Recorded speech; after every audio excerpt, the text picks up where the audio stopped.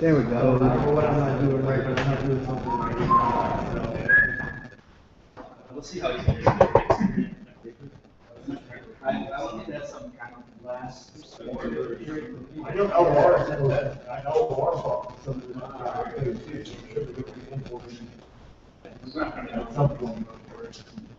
And they did. You can make it a work. Yeah, really expensive. How I said, I spent more money. Who sells these modular Years. So So all of the newer stuff they have is not in business. $70 because it comes with this mount as well.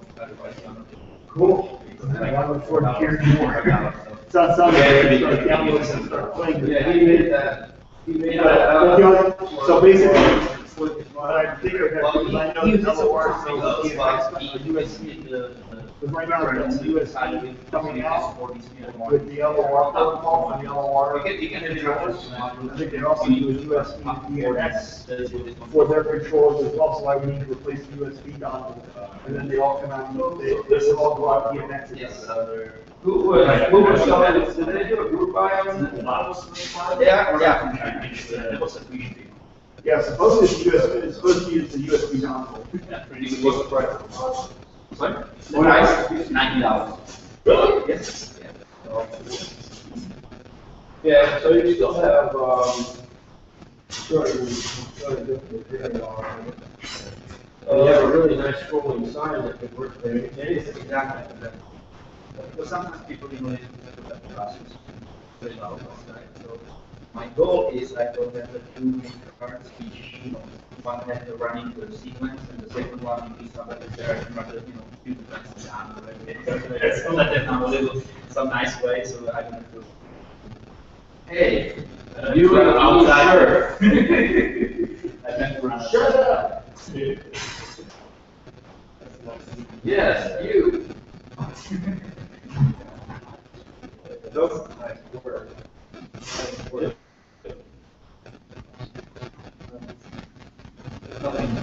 Yeah, it takes a good bit of time to do. Yeah, you can figure out mostly the pacing is the most part.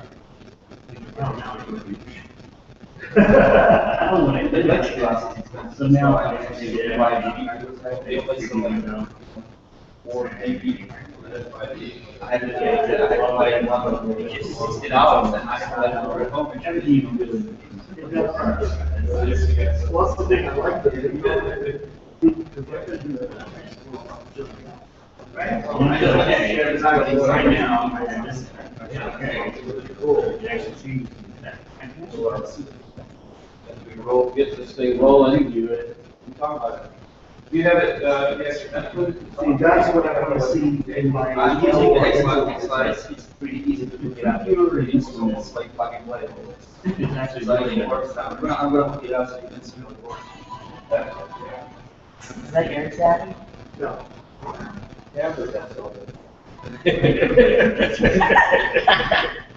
4,360. That's still counting. Hey, he's convincing me that I might need to start thinking about Vixen.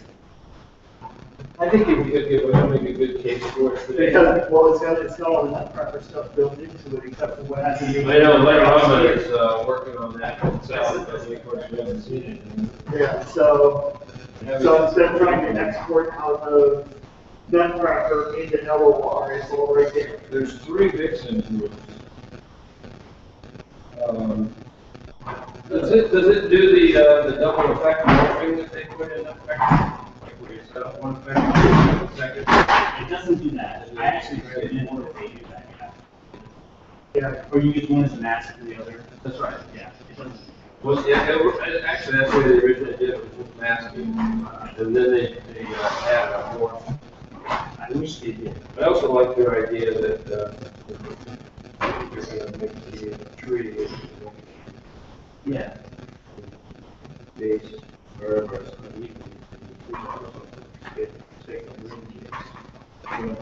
to get it nice, because if you follow the terrain and bring them all in, your line around it's gonna end up back. Well, the ribbons, So I know people who have done this kind of thing when they're on an evening, you just make this big, get a pipe, plastic stuff, and kind of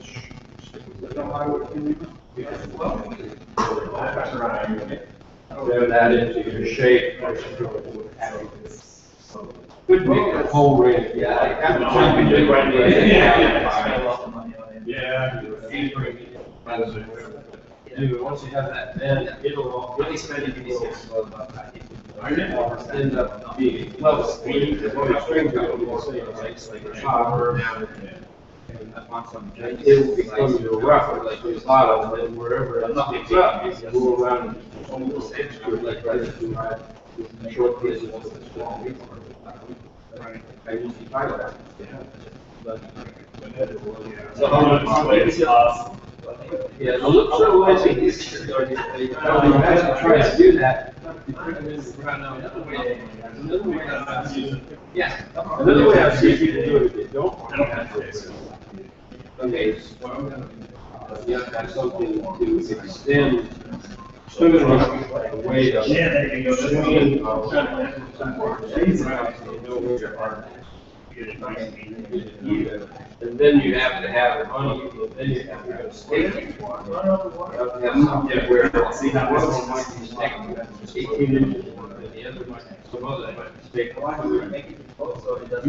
It gets tricky, you go around each one, just basically getting it to stay on the top here.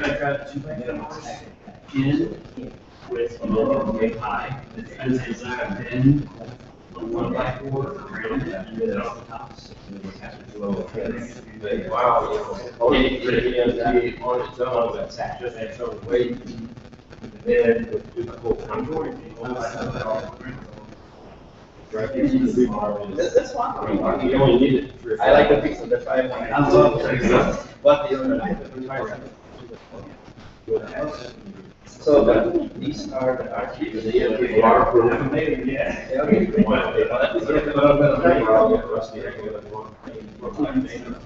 Because that's what I'm gonna have to do with my aim is not to. My The aim EMT will give you a round circle. Right, well, that's the thing is I, Something that's high the other end, some people just use both. well, so right now I have the ESP, I have the ESP circle already. What I'm planning on doing is I'm planning on grading my front yard, and the tree is gonna be right in the middle of that brick. So what I'm gonna do is I need to raise the base of the EMT. I need to raise that off the ground so that the brick will go underneath the tree. Well, I would snap and frame from the it comes out, you want to stand it up high, so then you turn the lava, it goes in, drooping it down, and let it cross down another frame of build on the inside, so it looks like a lava of a tree. Right. Well, I the mean, thing don't want is, that, your pixels are always,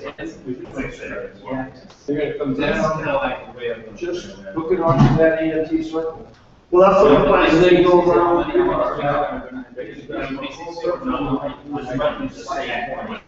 Yeah. 4.8 is definitely not enough, you could, 8 is four. I wanted to do 3, track of the angle there too, 3 is about 30 degrees. So with 60, that's pretty good. Yeah, so I was thinking about doing something like that, doing rebar, and then what I was thinking about is, We can assemble the whole thing without rebar. And then once it's hanging with the weight, we'll actually hold it, and then you just go around the circle. right, Side of it, and go to an opposite side, and come that way. And that way, it's, you have it. The whole point that we're saying. And then you start feeling it, once you get, you get 3 in, then you're 3 into 6. So if you're 3 in, yeah, so basically, I just need to raise that tree, I need to raise the base of the tree off, so I can run the grid underneath it, and it doesn't interfere with the grid. The thing I like about this, and what you're showing me, is that it's actually gonna be in the trees, it's actually got a smart device for the pixel management. Oh, yeah. So basically, you say, I want a pixel management equivalent, and you draw it right here. That's it, and you click this. No, not for pixels. For the regular make. Oh, yeah, you're right, the big- For the regular make. Yeah, I had to. Yeah, yes. So But I this just is find the cool. bigger trees, well, it's that small. already. Does it have a matrix area too, or you can read? One of the things I might do next time is the matrix is a group. What type of pixel? Same way you expect it? The one it's called PCTP2. I think you know, if you run just like 60 you choose Well, what I meant was, can I go into a grid and click pixels where I want it? So that's what I did, I just laid the Nutcracker for that. Yeah, you can do individual single lights. Yeah. Or But single. then you see Or when you go into it, X, Y, and when you go into that matrix, shape it, and see exactly where my pixels are. Five up, five runs. No, this one is. Well, not with the. You can use this one. Sort of you can do it with, they have a couple of other things that aren't built into this one yet. How do you do it with the version? They have Starburst. Well, They have Star, you can tell our campaign. Oh, see, it's like that candy cane. If they just gave you a matrix and I could click on the dots, this year, sign your pixel number. You can do that, it's single pixels. But that would be a lot Well, I'm gonna wait till you do that. You might want to make something like that. It depends on the street. Like, is There's it? pixels, I'll go 1, 2, 3, 4, 5 up to 6. I'll show you over here. That's this. They go- I'm using this. I'm using just regular piece of things.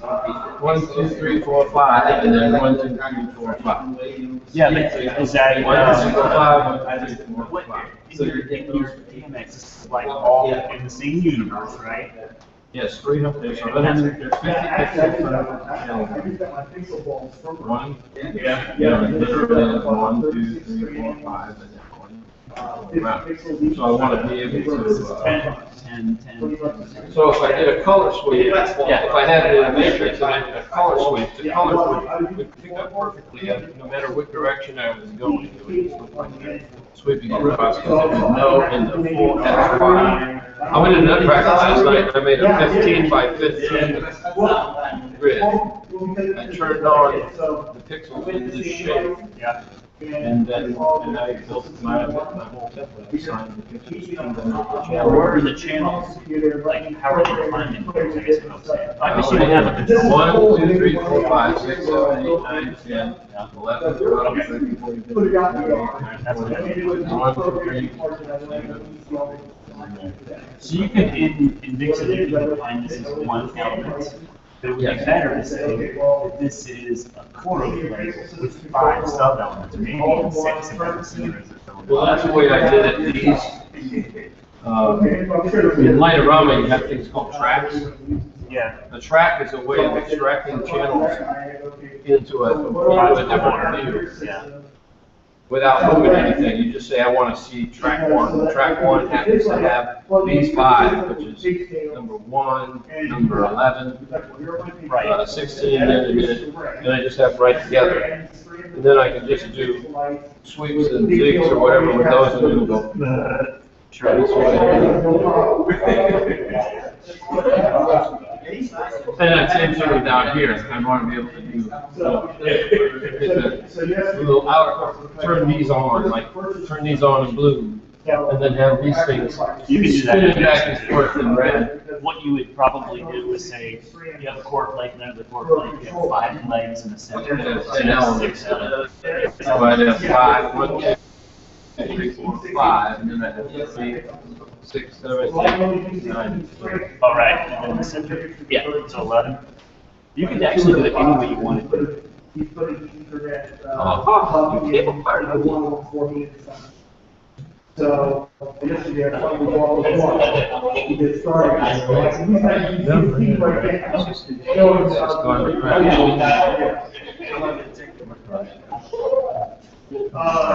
So you decided to leave it out there. Right. I wanted the water to get it through the waterproof bond. As soon as you, everybody said, once you go to the top down, unless you're absolutely perfect, which is gonna be almost impossible. Well, I've been talking with Because we're moving it, the last couple of I'm months. gonna lose. They're trying to get lunch. Said, don't Yeah, try. it wasn't Think cheaper, it it's has sixth grade. a tennis shoe or something. Yeah, sure. When it's all And said then and I think I'm done. gonna do a But, four star. So yes, I picked up. I love those, I love the floral stuff, guys. He had to- And you need a lot of power inside, and then these four modules, And these then four, it- four, three modules are not too bright.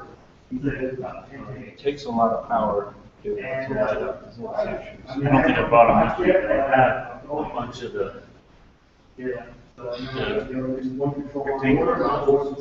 what these are, I had it down a minute ago, but I thought they were square. I'm sorry, they're square. Yeah, you're the threes. Yeah. So they make round ones with six too. The round, so really, and you can get them, get domes for them, or you can get them without, you just install them inside without the dome. Yeah. And you look good in the forum. That's very big. What you do, plug it in. I bought 6 Well, Ray was supposed to send me a smart along with it, so we'll see how that. But that's very good. No, for pitching. Yeah, the guy in the DIYC. He was sending me. I saw it on the site. When the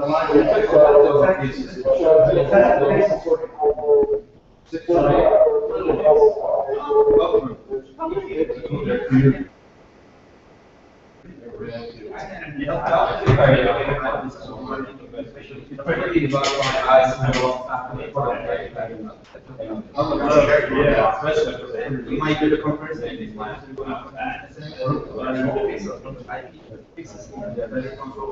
But they said you would like to this. Probably just pretty. I have one value, we were all. You get it. You get it. Last year, I didn't really see what I was talking inside because. Even the ones that are So, yeah, they're already lucky to have it sometimes. So, it was really nothing. Even one of my, my storage that you got was inside of it, so. I don't know if I didn't mention it as a representation, because what happens is just.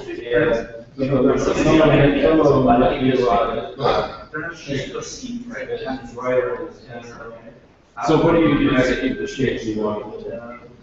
Just gonna leave his hands. I like it. They have probably 4 or 5.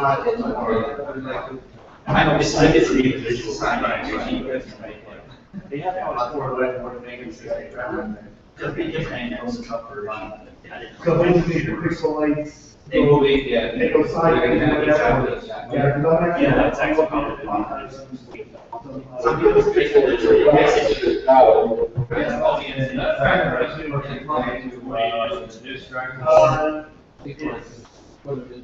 It's past something. Yeah. I think some plastic. White plastic. Actually, it's black. Yeah. You could.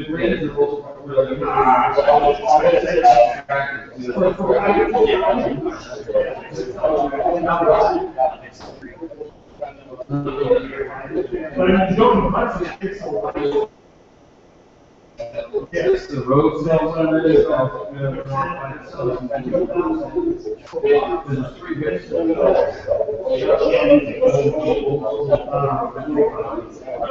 There's some.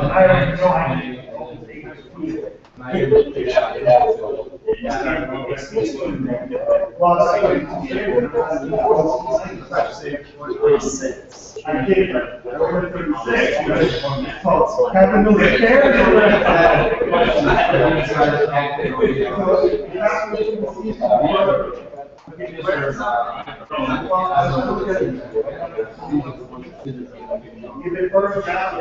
There's a Vixen.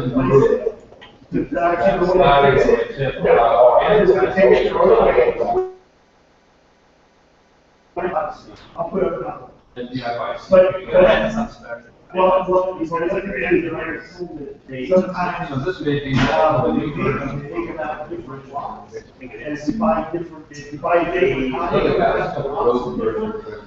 So I'm like, okay, so I think, okay, so 532, hopefully I'll see them just use those very towards the spare and see. You know, hopefully none of them will, they'll all last like they should. And then I'll have the spares for next year.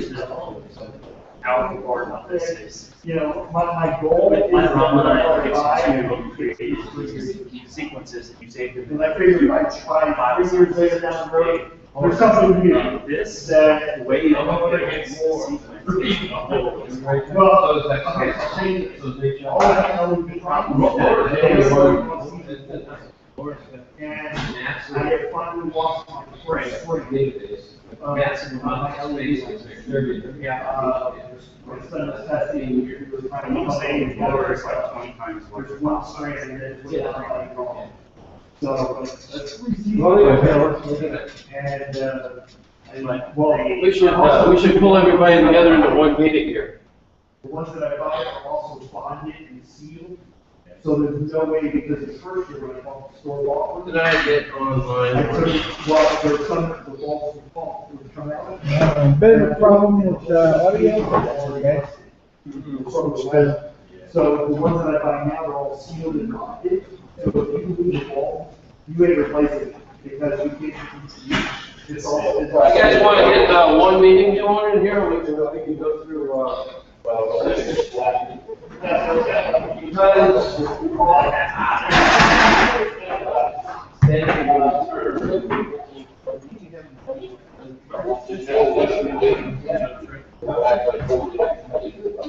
because there were going to be so few of us, so this meeting's I'm gonna try that. Let me see what that is. I'll have to wait till that audio stops down, because I can't talk about.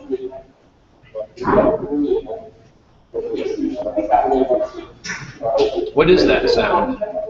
That is actually, Is that us? yeah, but it's, That's on the delay.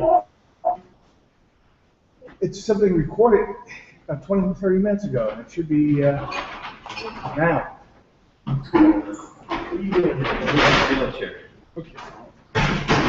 Over here now. I'll move out of the way when people come up.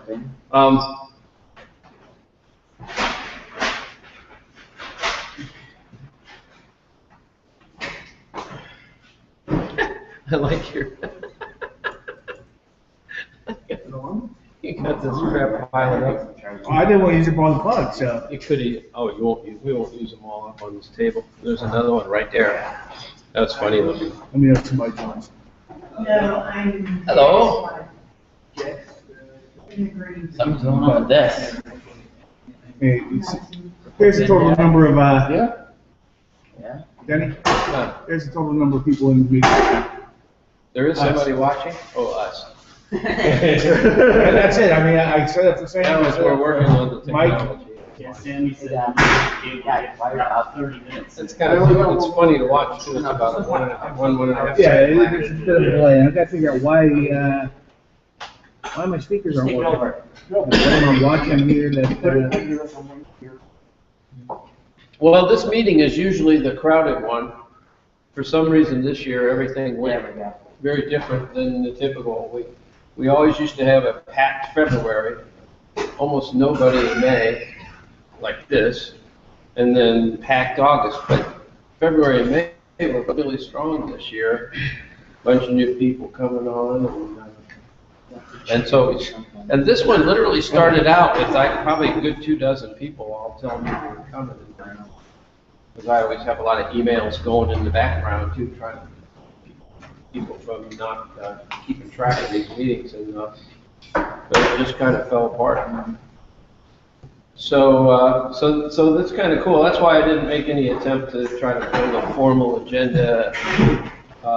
We've got 3 or 4 topics, but what we can really do is just go through what people here want to go through. Joe's gonna talk Vixen 3, and I think that might be a really cool way for us to start, get a perspective of sequencers.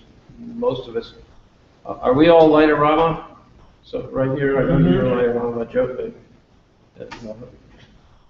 Yeah, I'm LOR. Yeah, Jack is, Yeah, I'm probably gonna. later on. Peter is HLS. Equal. And, so let's listen to Vixen 3. You wanna hook up on the TV remote, it might be long enough to reach. Or you could set up to this table with your laptop. There's loads of power over here for your power cable, if you wanna bring that with you. There's enough to last 3 or 4 hours. We'll get this going with your, with the input. I have it,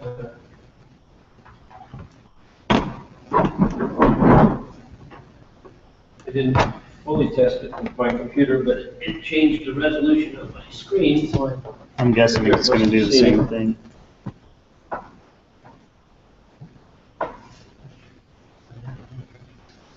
Sam is our projector, so that's all about my son's bedroom TV. It used to be my DJ TV as well for the last 5 years I was DJing. Because I did a lot of karaoke. So this would be the audience screen. Well, there was a stand, you know, and 4 wireless mics. Karaoke. You laugh, I have $25,000 just invested in the songs. Wow. Every hit, every top hit from 1994, every month, the monthly discs. You gotta change the input? Through a year ago. Yeah, I gotta change the input now, figure it out here, I think it's, I don't know which one it is. Oh, PCMI?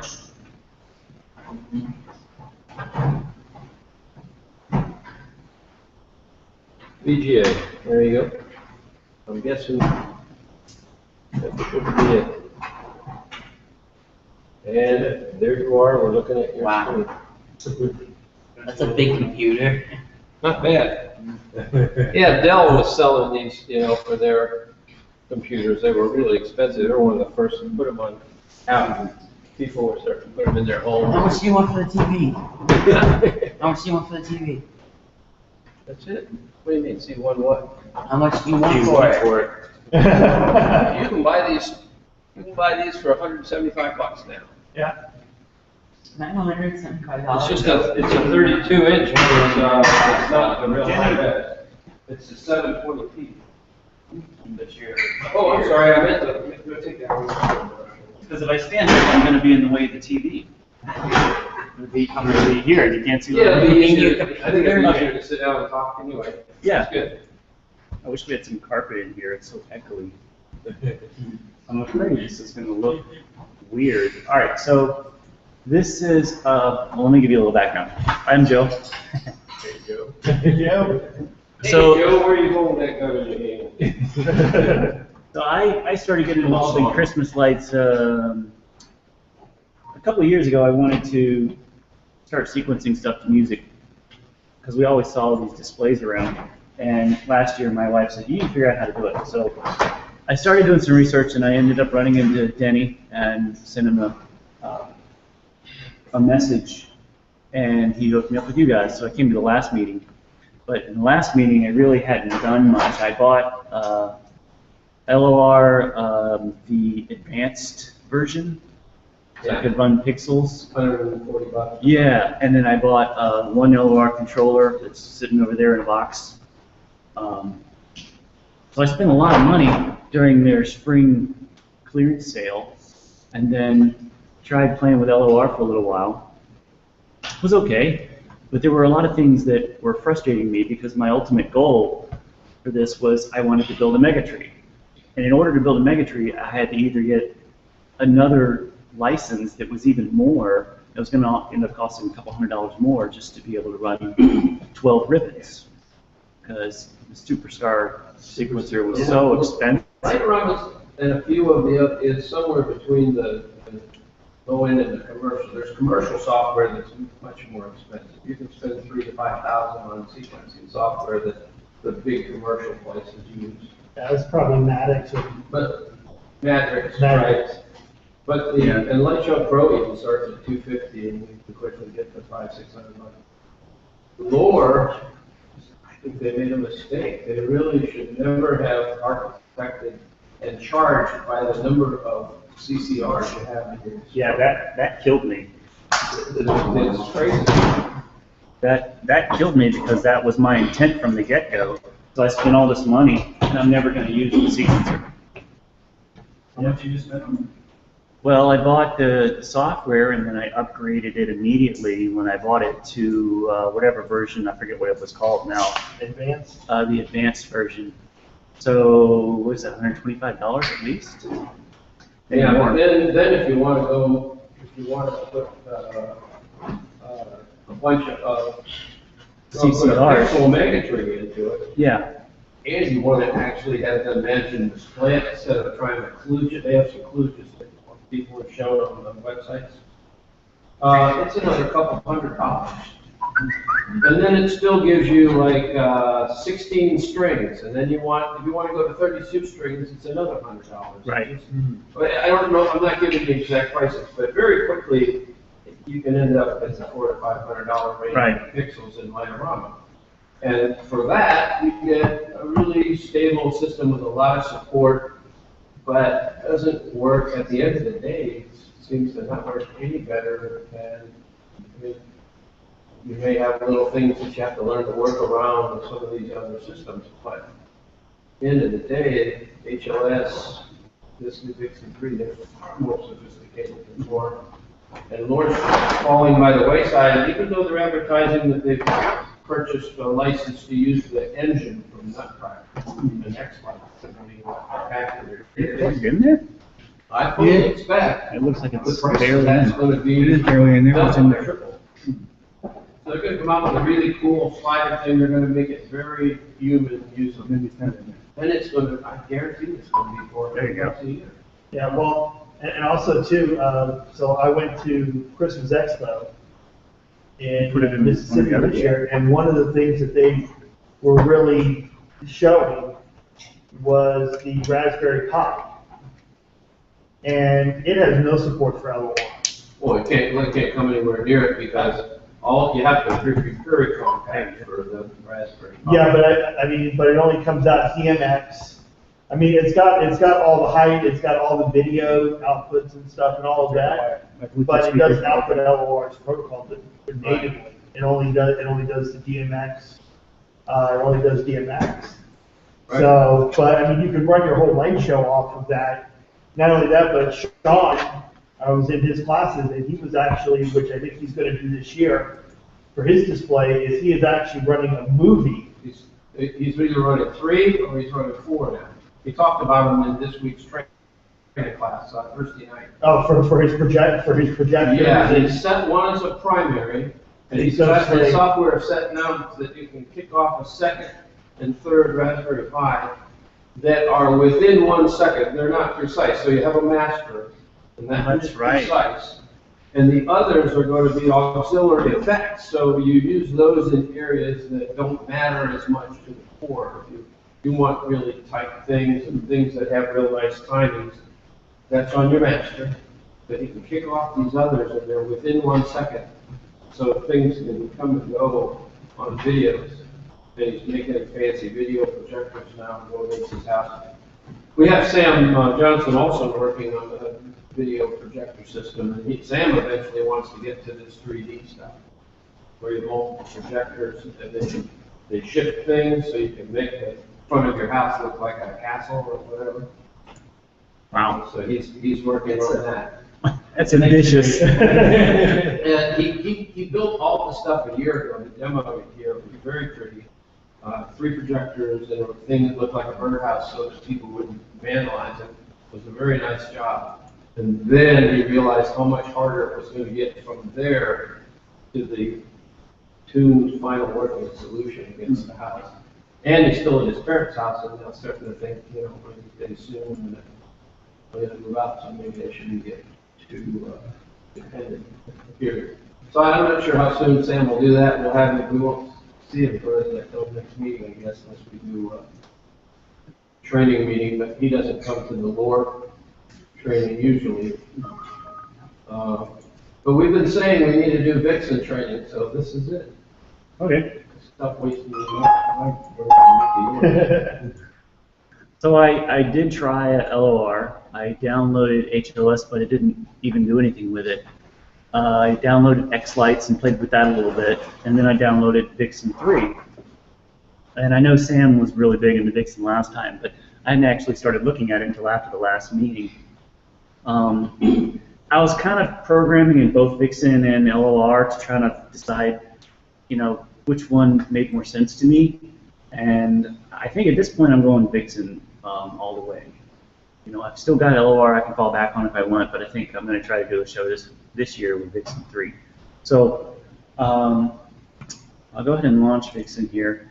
I think it's going to look a little weird because this really changed my screen resolution, so hopefully it's not too small. You can load profiles. Yeah, that's a 720p, so it won't go to the high res if you're used to that. It probably made your screen bigger, right? Yeah, made everything bigger. Yeah. So I set up a new profile demo. Default is the one that I'm doing everything in. Demo is completely blank, so you guys can see it from scratch. Good. Gonna warn you, this is a development version. They have a new version coming out. This is 3011 test build 2. I think they've always said test build. I don't think they ever figure out this. Maybe. The one they're coming out with in another week or so, I'm saying a week or so because they say it's going to be soon, but they didn't actually give a date. But definitely before Christmas is, I think, going to be 3.1. It's all over the Christmas lighting forums. So the first thing you need to do when you come in here is you have two sides to this. You have your sequences side and then your system configuration side. So the first thing I'm going to do is I'm going to set up my display. And this uses a kind of strange concept. Basically, you set up elements, and an element is an individual controlled item, like a mini tree, or a floodlight, or an arch. Okay, that's an element. So Denny's core plate could be one big element. So let's say I have. Let's make a mega tree, and we'll have 12 strings. It's a pixels tree with 50 pixels per string, and hit OK. Now I just created that whole tree with 12 strings. It's not patched to the controller yet, but in Vixen, even before you patched up the controller, you can create all your sequences. And then when you lay out your yard, you can decide how you want to lay out your mapping, and then you can do your mapping to the controller, or you can do it ahead of time, either way. So in that same place, where does that actually get assigned to a specific universe, or is that all done right there? Is that already done? It's done right here. So I can add an E131 controller. Let's call it a E682. It's going to say how many outputs are on here. I don't know how much 682 goes to 16. 16,000? 16 outputs. 16 outputs times 5. Oh, no, an output is a pixel. Is this pixels or is this Pixels. channels? Well, it wants to know how many channels to create for the device. What's interesting, it asks you that way. Let's say 5,000. Yeah. All right, so I have 5,000 outputs on this thing, and unfortunately, this has really messed up my screen. This window is usually way down here, and you can see. But it might stretch. I don't know if it changes. No, it won't let me move it. So what I would do is I would say, I have a mega tree here. I'm going to start with Universe 1, Channel 1, and start my strips. Okay? So I can highlight the first strand and highlight the number of, here's Channel 1, 2, 3, so that would be RGB on the first one, right? Okay. And So I could highlight the first one and scroll way down and pick like whatever number it is, or I can just highlight the 682, and it says, warning, too many outputs, some will not be patched, but that got cut off too. And actually my patch buttons are missing too. Can I move this over? Yeah, this is really, okay, so. Was it beauties and design for that resolution? No. So what I did is I selected the 682, which selected all 5,000 outputs. It warns me that it only has 50. Actually, you know what? Let's select the megatree. I skipped a step. So right now, this megatree is defined as traditional bulbs. Just all strands are one color. So I need to come down here and say color handling.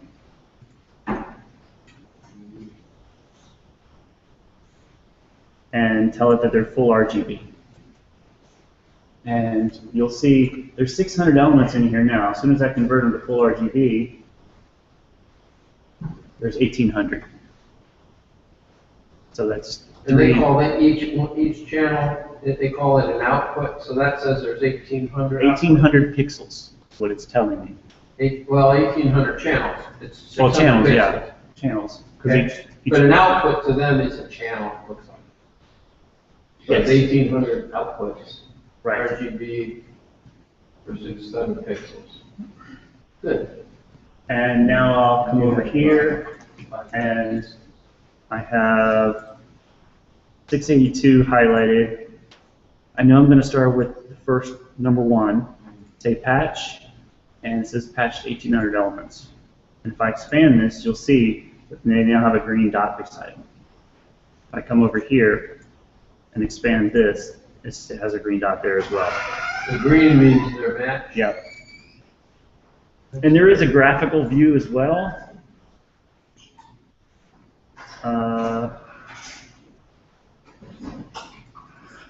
But it's not showing on here. Hey, welcome.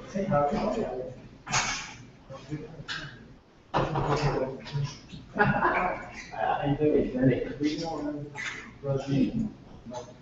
Gene, good to meet you. Oh, okay, good. I didn't even know you guys were coming. Yeah, I did, we didn't know for sure. That's fine, pull up and see. We're, in fact, I'm gonna go ahead and pull out our name tags and pass them around, since we got some new guys who want to vote. So I'll send these around. I do it for me because my brain is slow on things. But to level set for you guys, we're looking at Vixen 3 software. This is freeware stuff. Right.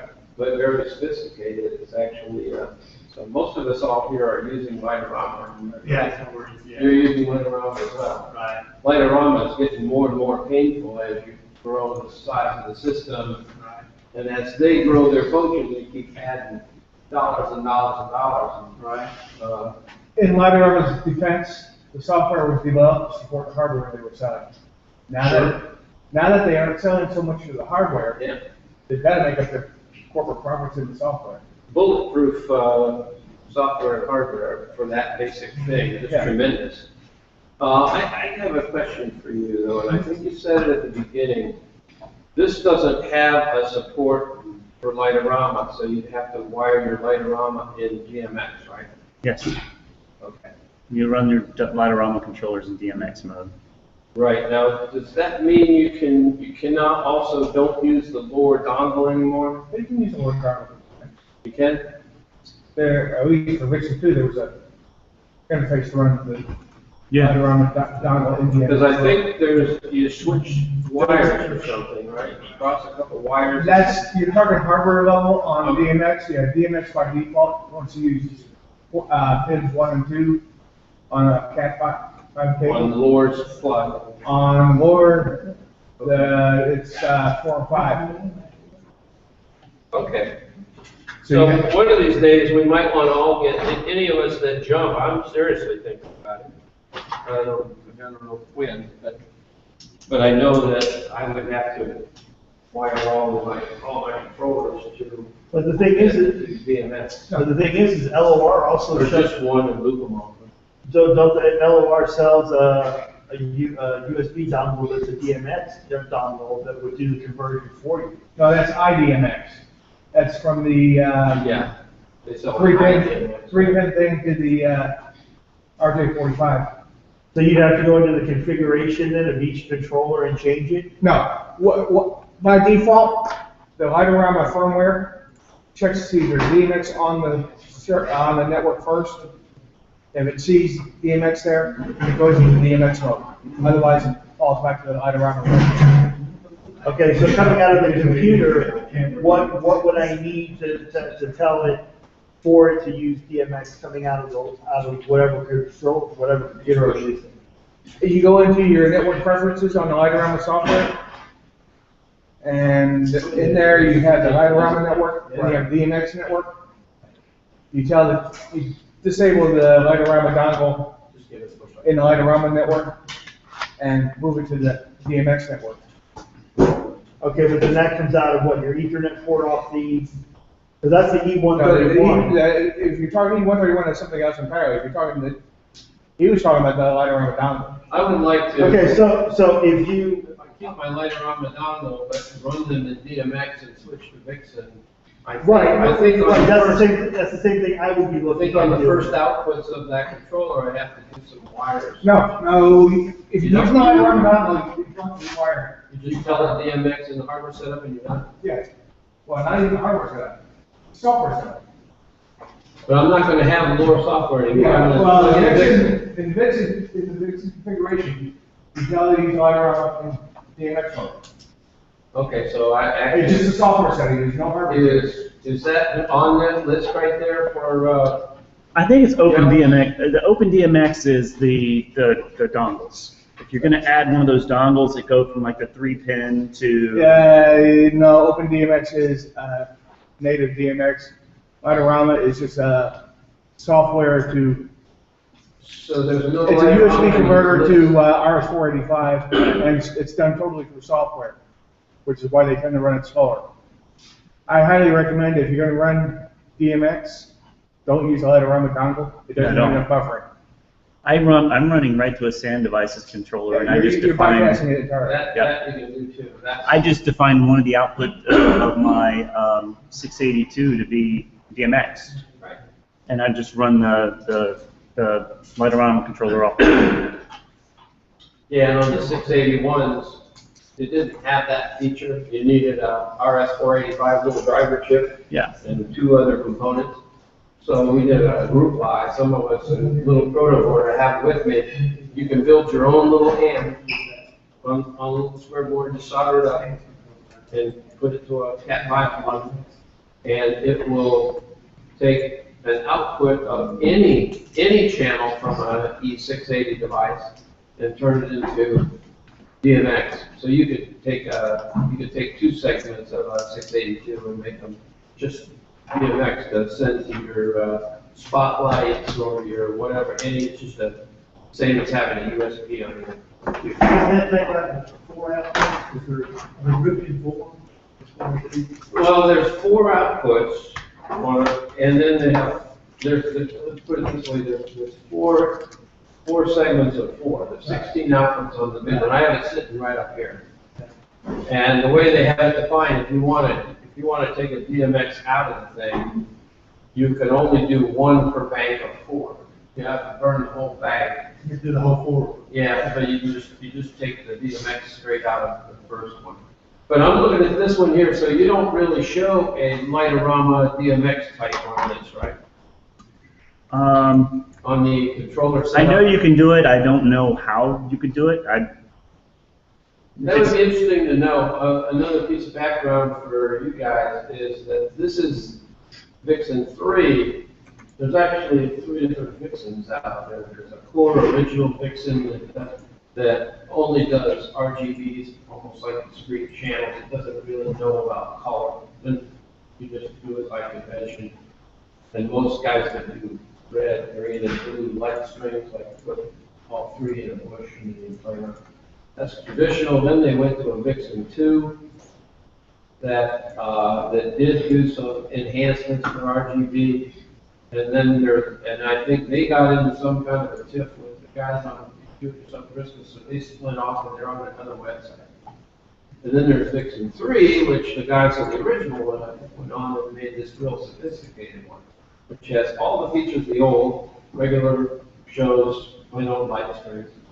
And then very quickly, you can also go in a lot simpler than many of the others, and just define pixel strings or strips very quickly. He's showing putting a mega tree now, so right before you walk in. How many strings do you put on it? 16? 12. Or 12? Yeah. So there's the 12 strands, and under each one, there's the 50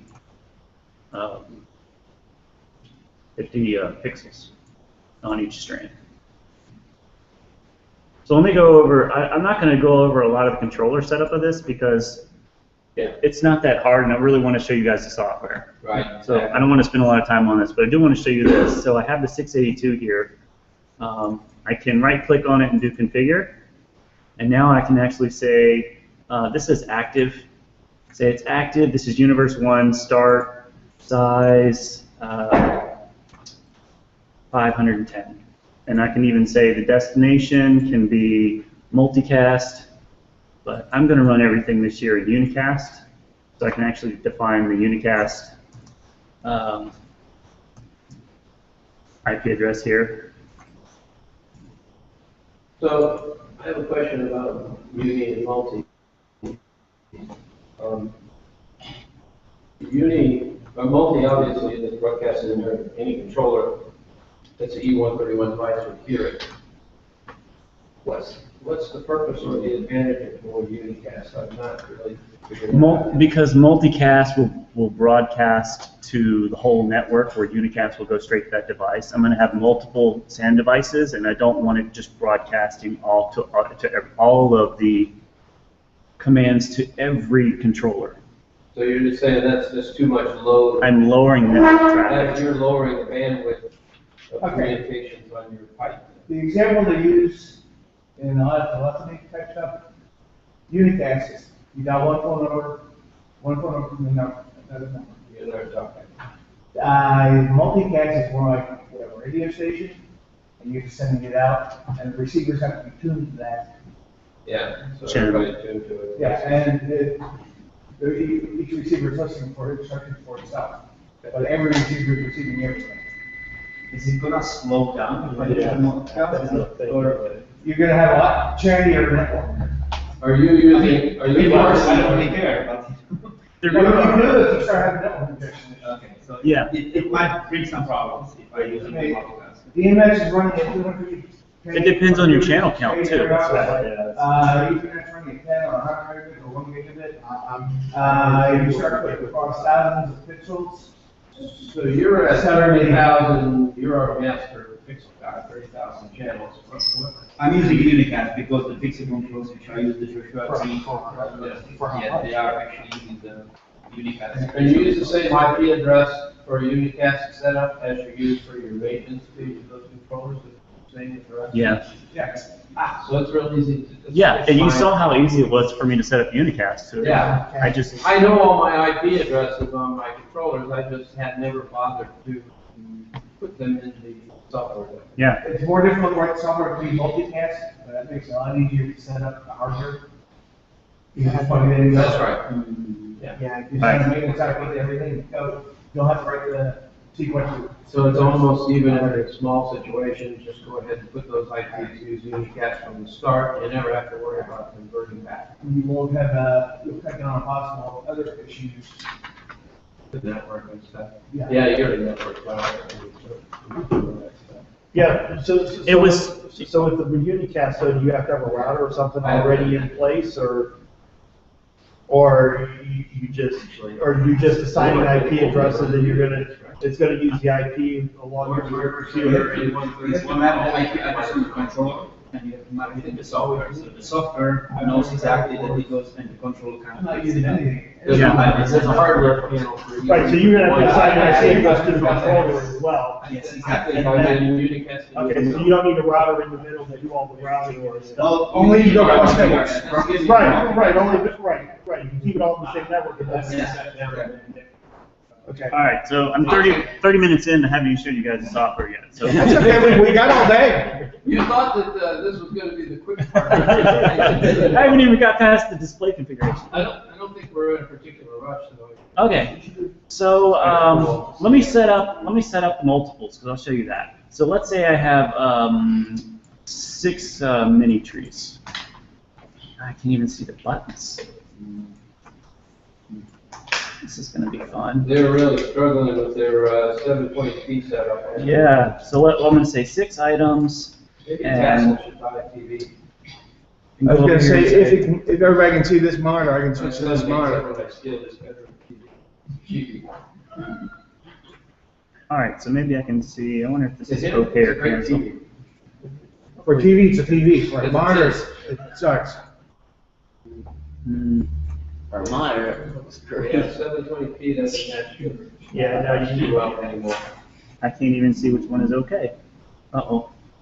That's going to be a problem. You gotta kind of know where you are, huh? Yeah.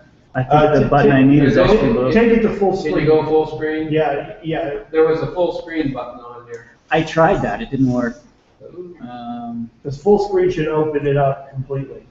Right Yeah, there. but full screen is It's still still not- bigger than the, Wow. Oh, you know what it wants you to do? It wants you to close your bottom, there you go. See how that goes down? It still doesn't Oh, help. it still does it. Jeez. hit your tab button. And when the highlight is, Okay. assume that's okay. We're gonna do it this way. Oh, tab might jump to the button. Yeah, tab will jump to the button, but might jump to cancel. Screen out. So this Wow. this adds a folder that I can pretty much add stuff into. Single add this. So I think that's the best way to do it. Yeah, that's probably the best way to do it. I didn't want 10. I don't want to do it like that either. Let me bring up, you know what, this is, because of the screen resolution, let's do this. Let's do it this way. It won't let you go any more dense than that, huh? No, If you wanna use my monitor here, I'm it's not gonna that do it good, this but way, so you guys can see what I did. Just going into your home. Yeah. So I defined a folder called House RGBs that contains the 4 windows and the door. And then under those, I told it how many lights were actually in there, 28 pixels. And I defined whether they were pixels or not. So this one window has 84 pixels. And they're already mapped to a 6804. The elements is kind of hard to understand because LOR doesn't work like this.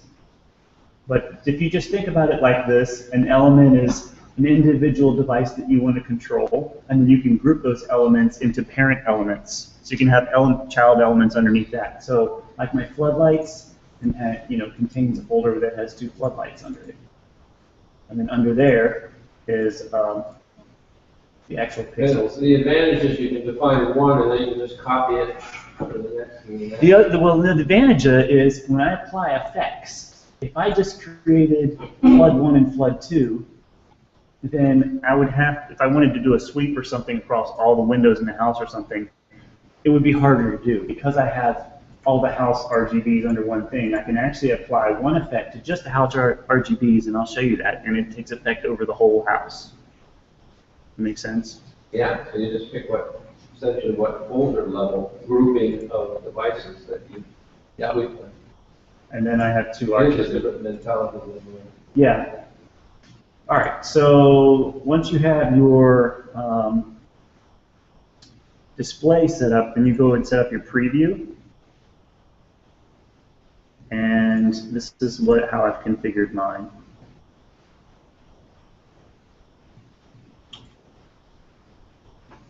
And just to show you how easy it is, so I have a mega tree here, I have the... Now that could just as easily be plain light strings, mega tree. Yes, it doesn't matter whether they're Light string around pixels. your windows, simple, just traditional, traditional lights. They don't have to be the fancy RGB. Nope. So I'll show you how to map them. We did, by the way, you can see a little circle there, you told me those are the spotlights. Those are the spotlights. So I haven't added my arches yet, so I can show you that. So I have one arch here. I go up to the tool and I pick the arch tool and I drag it out. And you can see it's pink. It's kind of hard to see on this monitor because the light size is small, so I'm going to go here and change it from a 3 to a 6. So it's a little easier for me to see on the display. Arch is done. And That was it's painful. 25 lights because I'm going to use one ribbon and split it in half and make 2 arches out of one ribbon. Okay. And then I'll go to arch 2, choose the drawing tool, come down here, and do the same thing with this one. And then I normally try to get them about the same size, so just change them a little here. So. Can you copy that also? You know, how I like it. No, I wish you could, but you can't. Not that I've found. The problem with copying is they tend to copy everything, including the channel. The mapping, Yeah, yeah. and when you try to just change it, grabbing you're the changing it whole up for everything, You because it's can't go copied. Control C and Control V on that. No, because you have to highlight what you're mapping it to. So I'm mapping this element to this display item. Oh, okay, all right. I can do that after the fact, but it's a little harder. And then once I do this, I can actually select these and I can add them to a template that allows me to drop them back into this later if I wanted to. Like the two. Okay, there you go. I created 2 arches earlier, and if I wanted to, I could hit plus and it'll add 2 more arches for me really quickly. So that part you can do. Let's say I had another mega tree that I wanted to add. Super easy to do. I highlight it over here. I click on the mega tree. I drag it out. I tell it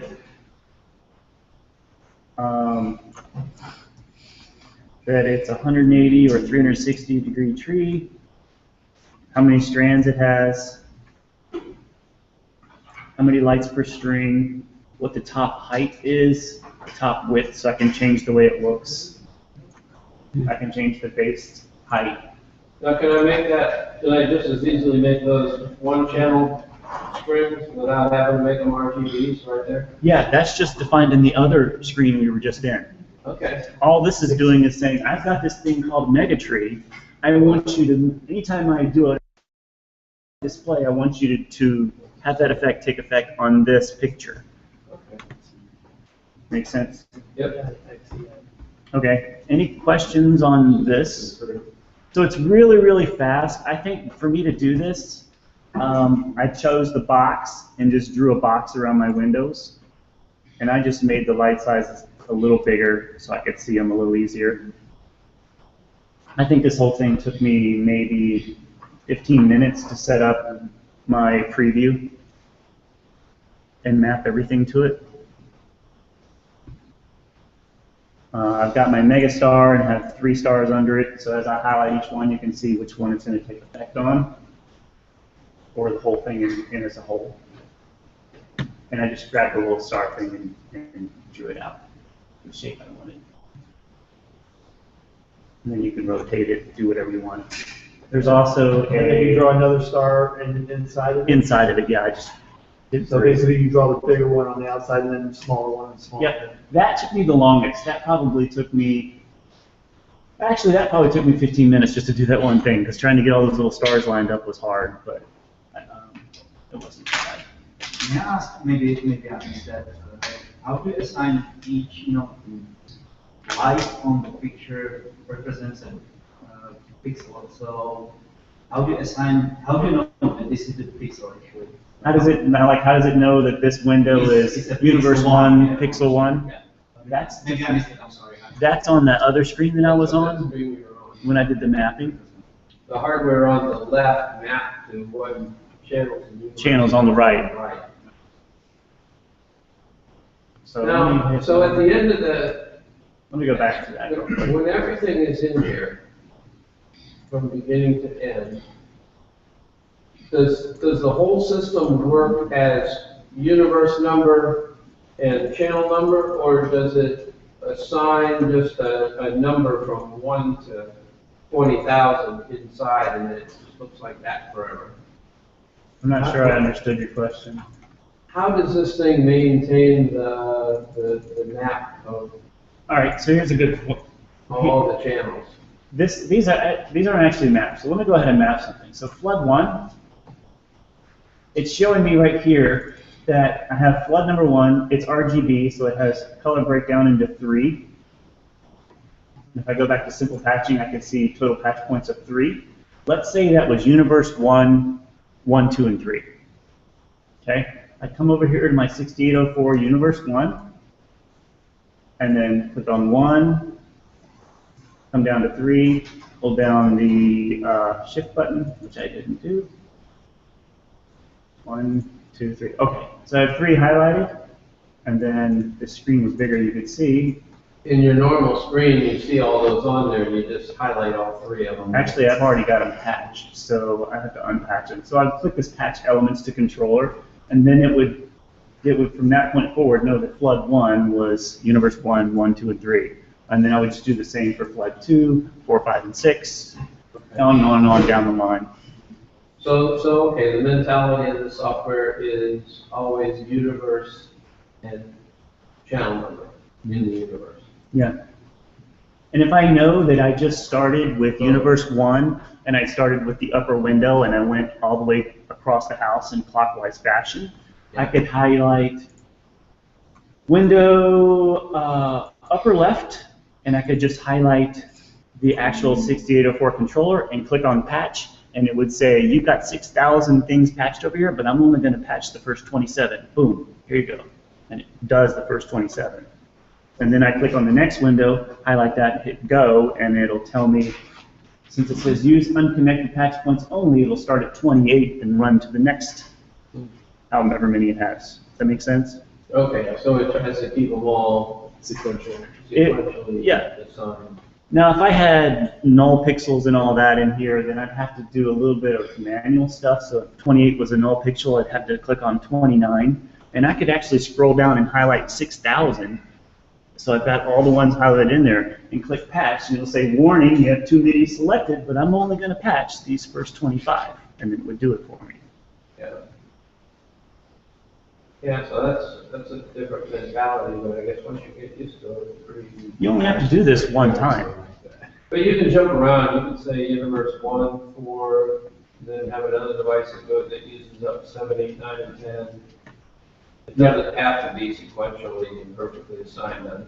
And it would be easier for me to show you this if the resolution hooked up to this TV wouldn't have messed this up, because this window is normally about this long, so I can actually see, you know, what I have mapped, but it's kind of hard to see here. The graphical view shows it a little better.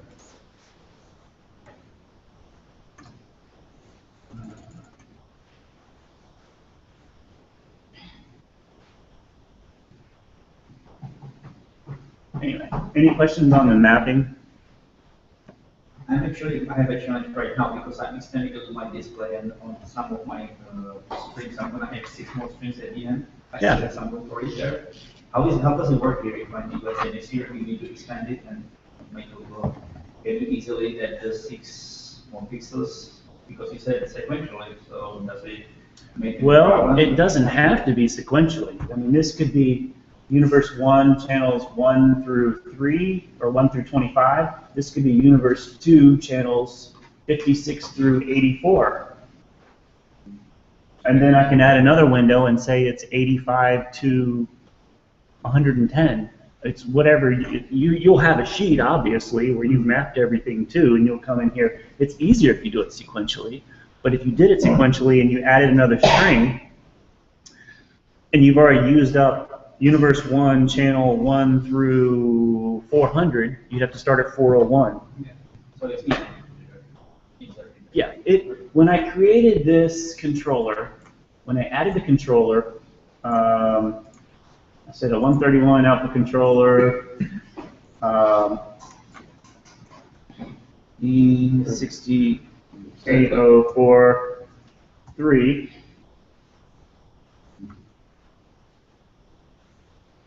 And it's going to ask me, how many outputs do you have on this controller? I can tell it has, however many it has, 3,000 or 1,500 or whatever it is. I'm not going to use all those right away, but that's how many I have available to add at any time I want. So an example in my mind would be you've got a 12 strip, a 12 strand slices megatree. Mm-hmm. And then next year you make it a 16. Right. And you've got it now over universes 1 and 2, Mm-hmm. but 3, 4, and 5 are used for other things. So now you can't just put those pixels into 3 without remapping everything. Correct. So I guess you could jump those up and put them in 9 or 10 or something. Sure you can. Or if you wanted the whole thing sequential for some reason because the controller already was jumping around, you couldn't program for a universe. I guess you could just as easily take the one you had in universe 1 and 2, put the whole thing up to 9 through 12, Yes. just redefine the whole. But the whole thing is so fast to map, that I could just delete all the mapping, reconfigure it, and probably remap everything in less than 30 minutes, and just do a new sheet. And then when I lay my network out that year, I just say, okay, well, this used to be 1, 2, and then my windows were in universe 3. But since I changed everything, now my windows are universe 5, and I continue with my live streams in 3, 4. It really is, I mean, you just have to remember when you set it up that you're going to and set up your controller that way. You may have your controller set up for a different kind of pixel. You need to make sure your outputs are set right in the controller. Yeah, with SAN devices, you always set 510 for universe, Right, not 512. That's what I did. And So we're we going had to set 4 the number universes, of 24. channels. That's on that output. Yeah, that's right here. So if I add a new 131, it's going to ask me right here how many outputs on here. So let's say I have 3 outputs with 510 per channel. I'd multiply 3 by 510. And, Yeah, or 4 would be 20, 40. so.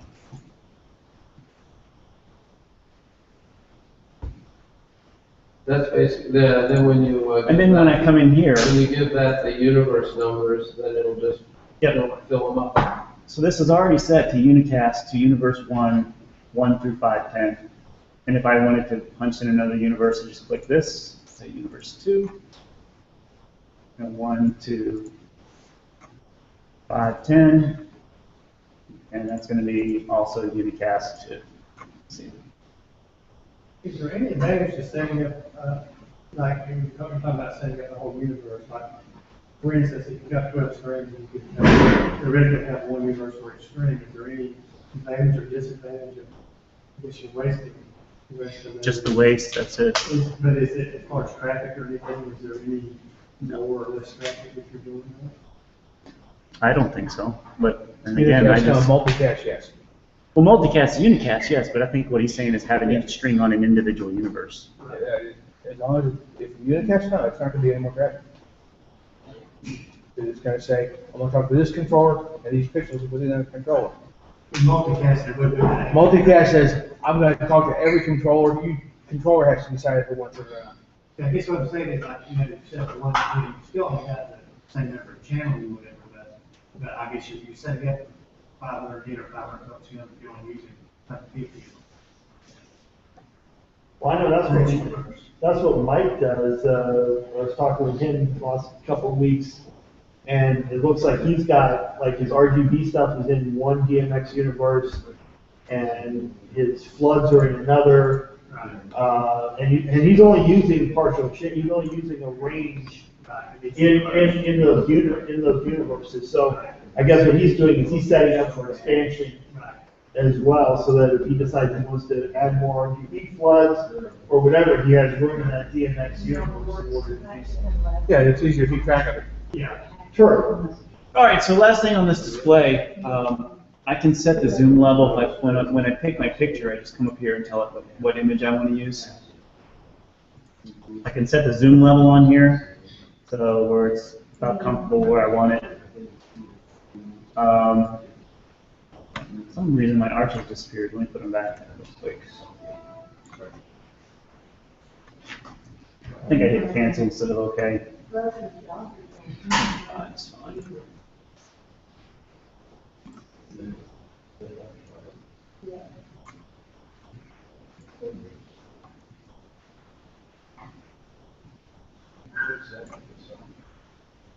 Okay. And then also you can set the, how dark it looks. Make it a little easier to see. Okay, so any questions on the config? I'll move into the, okay, so let's go into, we'll create a new sequence. Time sequence. So this is what Vixen looks like. So here, as I created the house RGBs, here's the folder for the house RGBs. I can expand this and do effects against the individual items under it, or I can do it against the whole thing, and I'll show you that. So let's do let's take the arches. Let's do a chase across the arches. So if I drop it here, it applies it to both arches simultaneously. We'll do it 4 seconds long. And I can go in here and let me show it to you first. So where is the preview? Problem is this is going to be hard to see.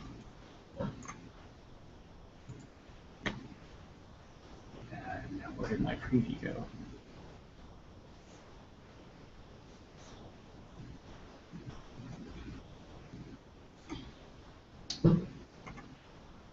Can't even scroll it down.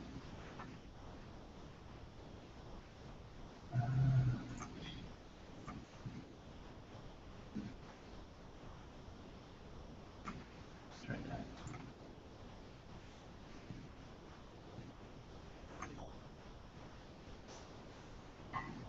Still showing.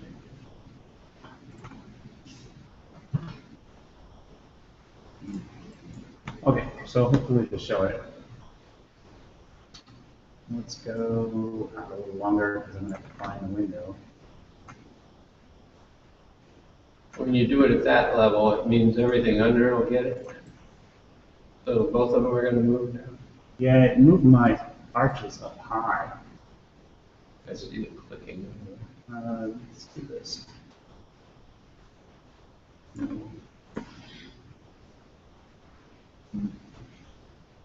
This resolution is really. It's really causing me problems. Node. Set a preview. And there's a bug that the arches always vanish in this version. So I gotta put them back again. You guys can see how easy it is to navigate.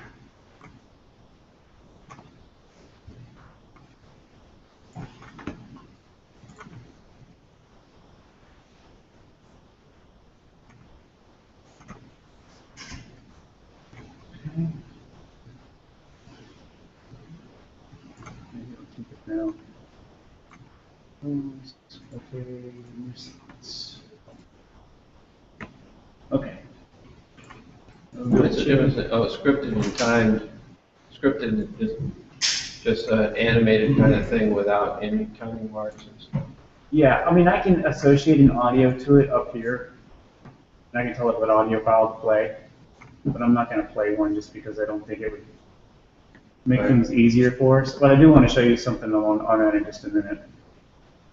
So, play. You're still showing up there. See it moving.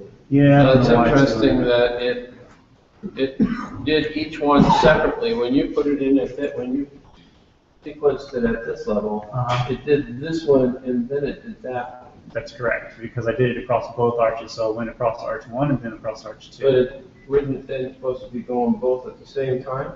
No, I would have to actually do it this way to do that. Okay. them group together. So related to time, what was it doing then? Was it giving you, you got 5 seconds worth, right? Uh-huh. But it went 5 seconds, 10 seconds. No, it actually went 2.5 seconds. Oh, and it's 2.5 2.5 and 2.5. That's right, I guess that is. Now, if I wanted to, so let me drag this up here. If I actually wanted to do something else, we could do this, put 2 in here. And let's say we wanted one going this way and one going that way, so they're going like this. I can do the movement instead of from right to left. I can reverse the curve, now it's left, right. And once again, I cannot hit OK. This is Hit killing your me. tab, hit your tab and see if it'll move that thing. I'm not going to know when I get there. It won't shift it up, but you have to assume it's on it at times. Hit it in and Okay, that did it. Yeah. Well, it disappeared, you had it. Yeah. Or you let's cancel play- it, one of the two. So now they're coming actually together and they're going to cross and go the other way. Yeah, it sounds like. Okay. But they're awfully thin, so I can come in here and say, I don't want each overlap to be, I want each one to be 1 second long. So each pulse will be 1 second long. And see how it changed it? Yeah. See the difference in the two now? Yep. So it's gonna have a tail on it. Let's see it in the display, what it looks like, they'll kind of build it. There you go. Tail there. But they're actually going thin.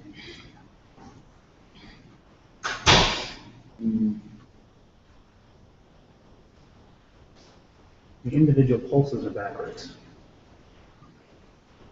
So you can really configure this. I'm going to learn all the tab spots on this.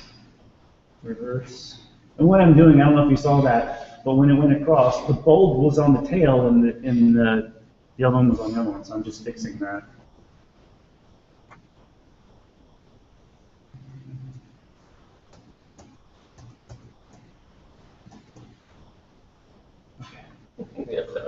I know. And here's the other thing too. So let's say they're all white right now, but I don't want white. Let's go with red. And I'm actually wanting to fade from red to green.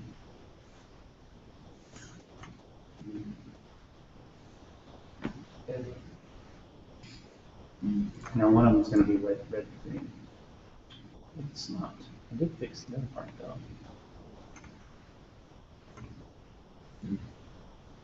Oh, I know what I did. I didn't. What I did is I left it static color up here. I need to check this box. There we go. So one of them will have it red.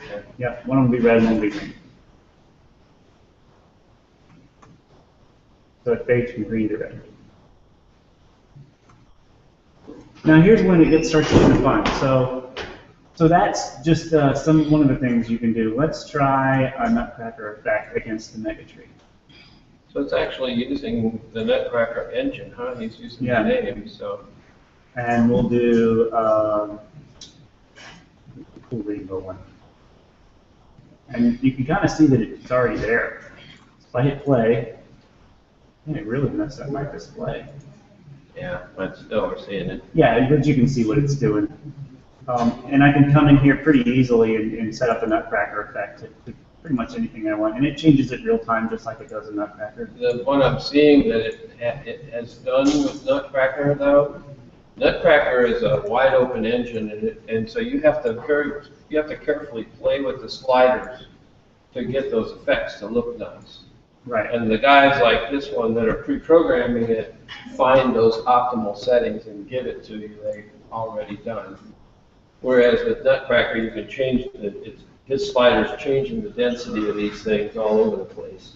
And you'll slide over and then all of a sudden it looks really cool. And then it'll go into chaos and you slide over and it looks cool again, but it's got twice the resolution that it had in the previous one.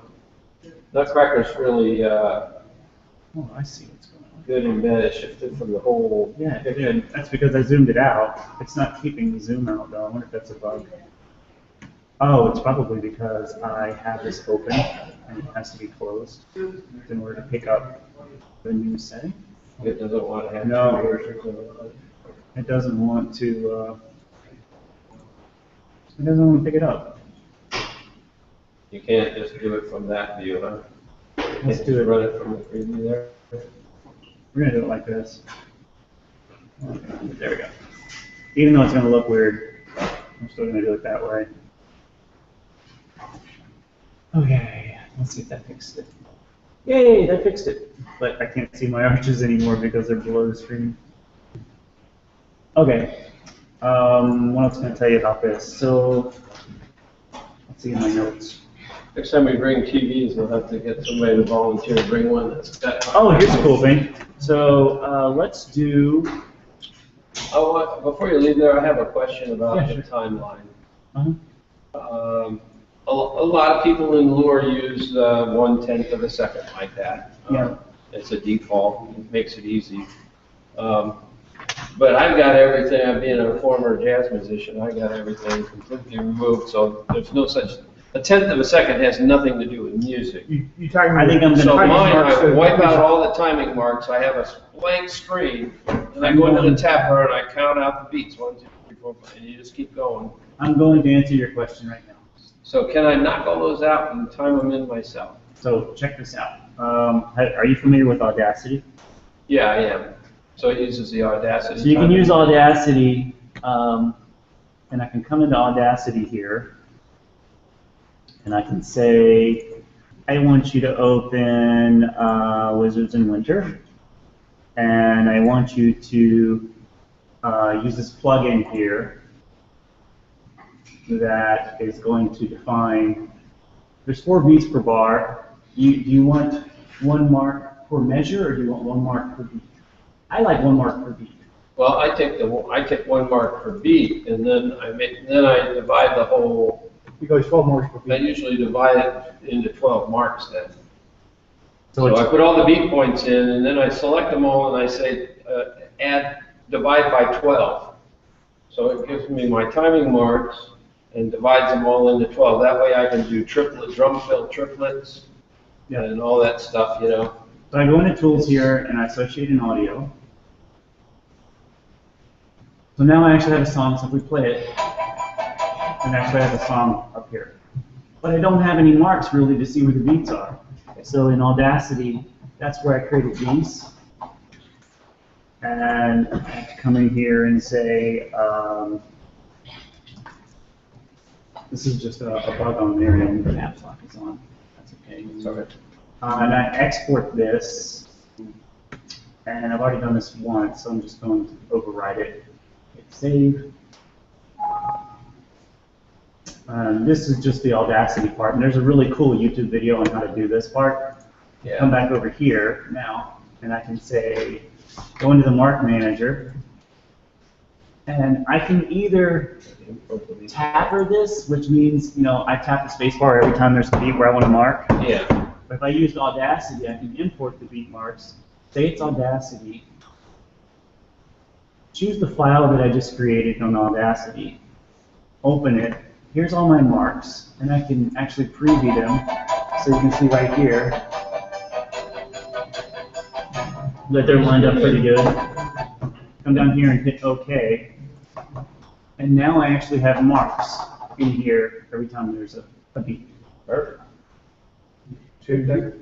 Probably more accurate than your tapper. Exactly. It looks like you could go into the tapper and do it manually if you You can do want. it manually if you want. After you're done doing it manually, can you also tell it to divide them down and put more marks? You can say divide each one by 8 or divide by 12. So here's my marks. I can We're going click to talk on about timings later if everybody still wants to do that. I can click on the top one and scroll down, hold down Shift, click on the last one, and I can say generate submarks. Oh, submarks, okay. And I can say break each one into how many equals. So I could say break them into 2 if I wanted to. So we're going to add for 4. Yeah. Yeah, there's an interesting piece of magic mathematically with 12, because then you can work with triplets as well as That's 4 correct. beats. So I've got the yellow marks there. I can actually add another one, and we'll leave this one as green, and I can say that just leave this one as can't have the mark. So, so your master marks can be one color. And Yes, the I can have sub-marks- as many sub-marks as I Because want. that's a problem in lore. Once you put your beat points in, if you just say divide it, you get this massive looking thing and you've lost all your beat points.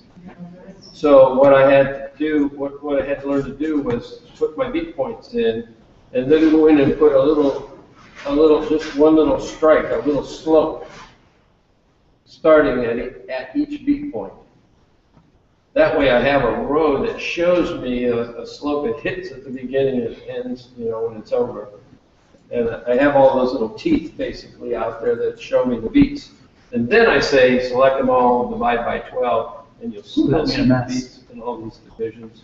That didn't work at all. I didn't like that at all. You get a lot. Oh, did you do it by 12? I did generate a grid, and I said, give me ones that are, but it did. So let's say I want every half second. Okay. So now I actually have green marks every half second. But I could have easily went back into Audacity and said, subdivide these into 12, and I could have 12 subdivisions. So, and basically you can drag to those timings. Yeah, and it snaps to the timings too, right here. So I can snap it right to those marks. If I drag it, I can drag it and it'll snap to the marks too. So I'm snapping to the one over here. If I wanted to, here's another cool thing. So I have two of these here. Let's say I just created one, I just created the other one, but I can't really get the ends right. I can highlight them both. I can right click on them and say edit the alignment for the start, or the end, or both. So I do both, and with one click, now they're both lined up with each other. So the Audacity stuff is really cool. The other thing that they're doing is, what is that thing called with the faces? Rocky? It's a Papagayo? yeah, Papagayo.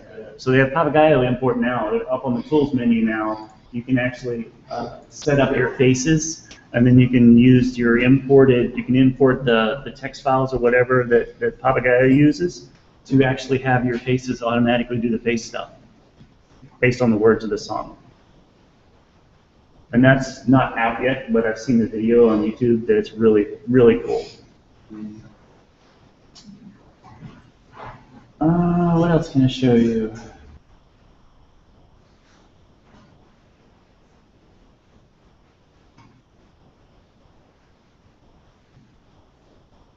Oh, they've got a new thing now where you can actually highlight specific effects. I think it's hold down like a shift or a control and drag and it'll duplicate those. They've got a lot of nice duplicating and alignment things coming up. They've also got, you notice that I click on up here and it says, if I try to click and just let go, it says you must drag this item on here. So I actually have to drag it over and it just dumps it into a default size. And then I have to resize it to what I want. The new version lets you highlight this, then draw a box down here, and it will fill in, even across multiple lines, that effect in the box that you drew, which is really going to be cool.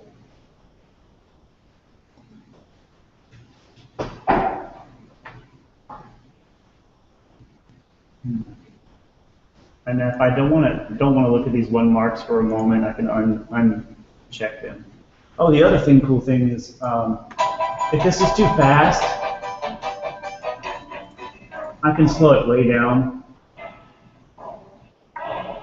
So if I'm trying to get an effect in just this spot, so let me go to part of the song. So if I'm trying to get, let's say, a Nutcracker effect to start right at the beginning of this, and I'm having a hard time, I can drag across this line, and it'll play just that section. Let's make that actually smaller. And I can slow the speed down.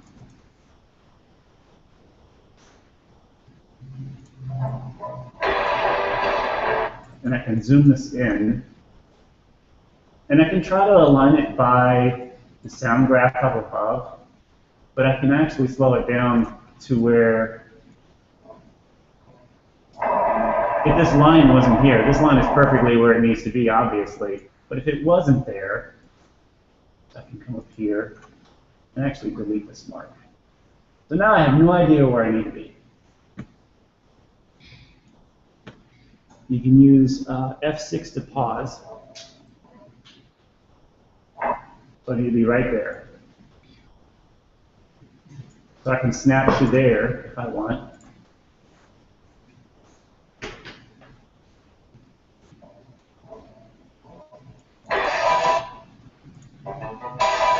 So now I can come out here, play this, and see the effect. So it really lets you get down to the granular level too for finding stuff, which is very nice. Yeah, one of the things that you find in this, as well as electronic music, I was working with MIDI from MIDI 1 in the 1970s. And what you learn is that the human brain responds to when things start, but not when things end. You can force your brain to hear the start and the end, particularly if it's a solid push. But when you listen to music, it's the start of beats, or the start of where music changes to a different verse or something. When music changes, when the brain hears that and sees the start, that's the parts that you want to make look good. If you're just hitting a light string and then trailing it off, it doesn't matter how long you make it. Sometimes you make them short and they're gone, but keep in mind that that's jittery to the mind. But if you start at the exact time, you let it just go for a real long, 3 to 4 seconds. The brain doesn't care, it just sees, oh, that's really pretty. It takes a long time to disappear. But getting your start points it's really important when you're doing like music with sequencing, lighting, and MIDI programming of music itself. Is the exact same technique. You worry about when things start, but not necessarily when they end. In electronic music as well. Also, other those flat selectors. File sizes. So that's the beauty of this thing. The file sizes in Vixen are really, really small. So they have the propagator stuff coming. They have drag, duplicating, and some other really cool stuff. I suggested they put a nudge feature in here, where you can actually highlight an item and nudge it with the arrow keys, and they've decided to do that. They're also doing the Falcon Pipe Player in the next release in another week or so. So it'll just be an export to a file, and you put it on there and you're done. And you're done. And then I can put the Pipe Player if I wanted to in a container with the 682, and the 682 has a 5-volt output, so I could run. I haven't tried this yet, but I want to try to run the Pipe Player off the 5-volt output of the 682. So run one power cord out there, one network cord out there, and run everything right out of one box with the Megatree. Yeah, Sam Johnson's been, not with the Pipe Player, but he's been doing that with all of his stuff. Especially when you have 5-volt pixels and 5-volt supply. But even when you have 12-volt pixels, the E680 has that 5-volt output, which is very slick for your network switches. Yes. Most of those are 5-volt, so it's really handy to do that. You don't have a way of passing through any of these E68 whatever, so you put little switches out there instead. I'm trying to think if there's anything else I can show you guys on this. Do you have any questions? You got a song that you have been working on that has some stuff. Yeah. I don't know how much of the view. I wish I could get more of the view. I wish I could move this up more because you can't see the arches down below. But I do have closed. No. I actually started on this one. So.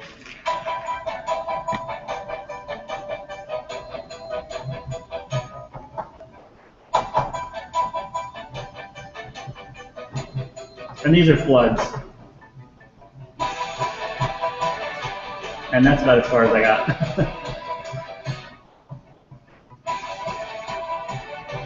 So obviously I need to have more stuff in here, but, and there's another part of the song where I did some things with, I think I did this with the star.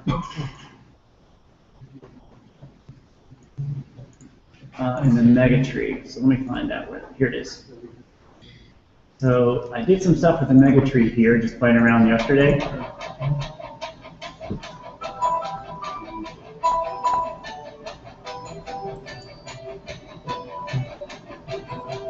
So I just did that in just about 2 minutes. And that was just doing chases across with a red front to the chase. And I could take that and copy and paste it again in the next section if I wanted to. Now, I find if it repeats again down here, then I can click on the first string where it starts and just paste it and then do it again. And you can And see. that was a perfect example of where your mind's looking for the starts. It doesn't really care much what ends. Yeah. See, the color with that next one has to strike down. Yeah, that's right. The right color. Where the one before it ends isn't important. In fact, overlap and being slow is actually more pleasing to the eye, where it's seeing one end and keep going. The other one still is on that beat going on down. These chase movements, like this starts from the right and goes down to the left, you can save these and then load them when you get one you really like that's really cool. Like say this one with the gradient, I actually saved that as one of my favorites.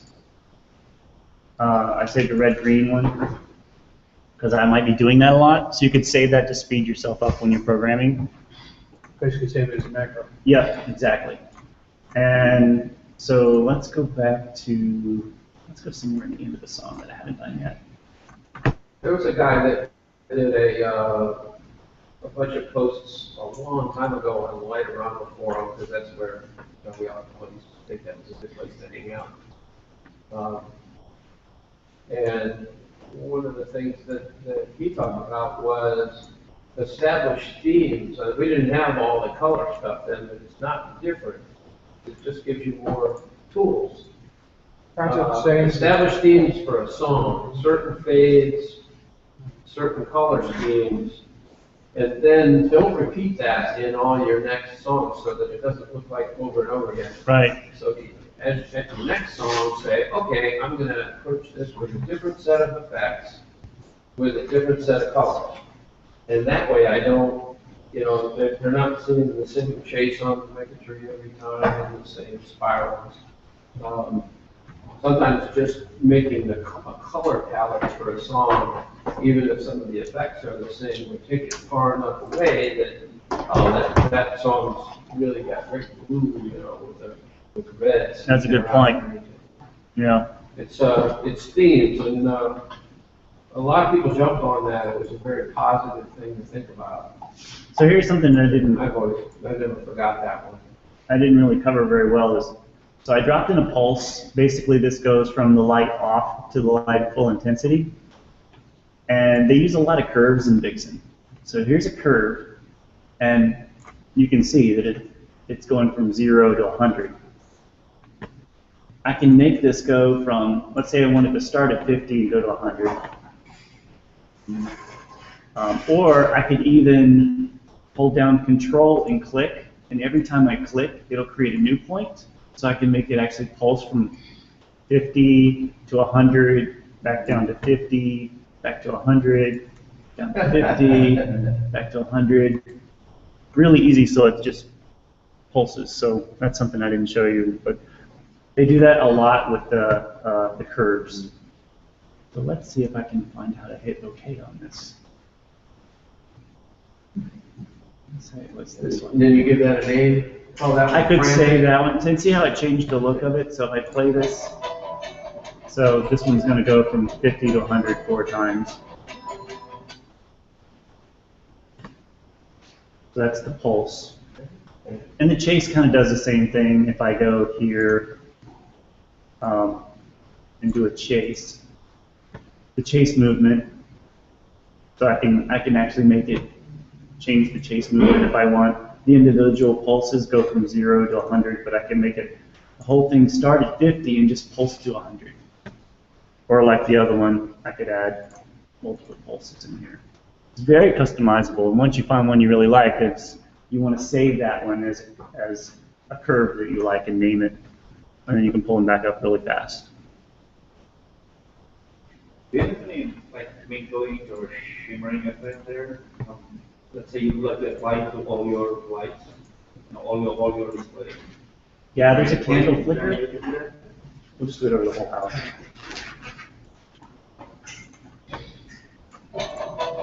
So there's the flicker.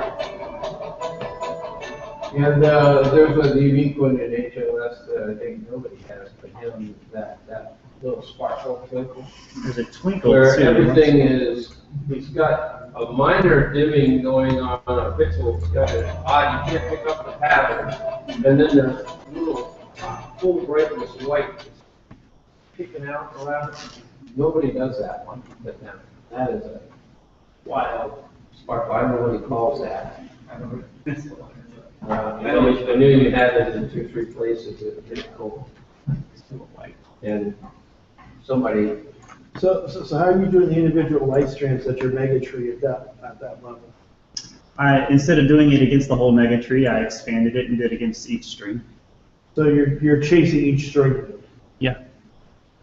You can do it against the individual elements or against at any level I want. I could actually do it, turn each one individually on too, but that would make things, it would be really hard to do. Yeah. I tried doing that to actually make, not text, because I can do text with Nutcracker in here, but I tried to do like a little moose. I wanted a little moose on my mega tree, so I actually went and tried to do it, and it took me like a long time to even get started on it, and I just wasn't getting anywhere. So then I realized that you can actually go in Nutcracker and change this to a picture, and then choose a picture and have it display on there. And that worked out pretty good. Where is it?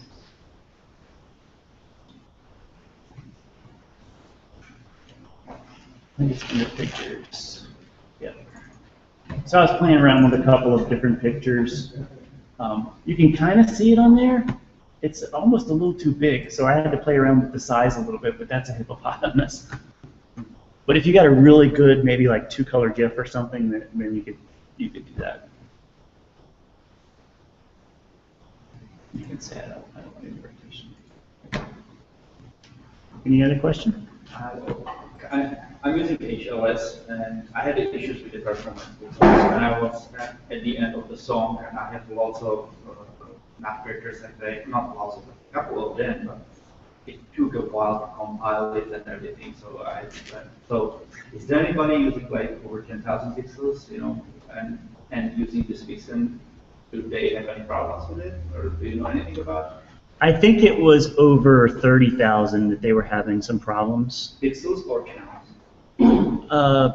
No, I guess it would be pixels. I don't know. I have to look at the release notes. I started to have an issue around 30. Yeah. I know it's probably it's a lot more efficient, like 20 times more efficient than LOR.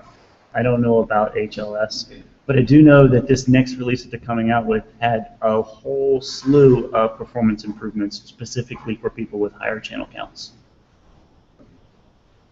And from what I understand, they can handle higher channel counts better than the other software. So, but I don't know how it compares with HLS. I mean, when I tried the HLS first time, it worked perfectly. I was happy with that, and then at the end, I was struggling with the whole. Yep. And okay, so let's say right now you have the song ready, and you would like to play it. The Vixen has its own player for it. How do you export it to the controllers? How do you manage it? Has a scheduler.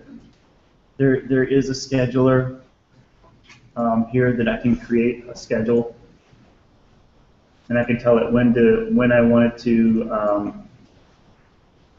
when I want it to play. Then you can define what days of the week you want it to play.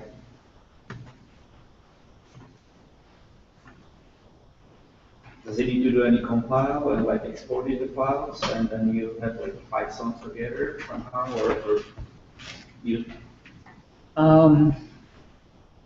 Good question. I'm comparing this to current software we're using, just to see the difference, if there's a different way to handle that, because my one song is over a gig, data. It's a little bigger. It depends, of course, how complicated it is. But Well, I'm trying to remember how you actually add in the sequences to the scheduler, but since this is my first year, okay, it's fine. I haven't actually done that yet. No, I got it. So I can turn the scheduler, show editor. Oh, here we go. It's it. Show editor lets you find which sequences are in the show. Yeah, yeah. And then you have to tell the scheduler to play the show. Yeah, to play the show. The same as the LOR. I've Yeah. never seen it in Vixen 2. I have not played Vixen 3. So I actually haven't defined any sequences to start yet, but here, I guess here's where you do it. Okay. And it has the background ones and the sequential ones. I'm going to run these in order, and then at shutdown, run this one if I wanted to. At startup, run this one in the background all the time.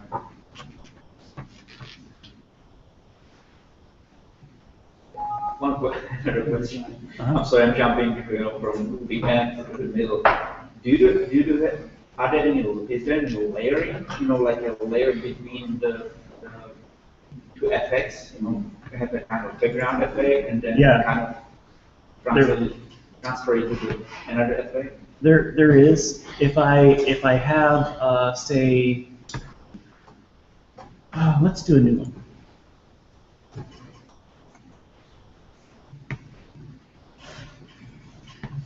So if I do a chase, let's do it on the Megatree. It'll probably be the easiest to see.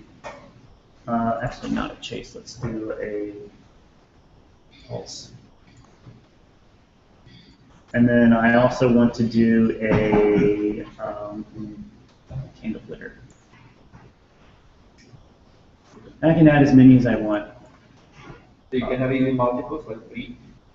Yeah, I can have alternating. It'll just keep. It just keeps stacking them. Okay. And when I play this, it's going to do its best to,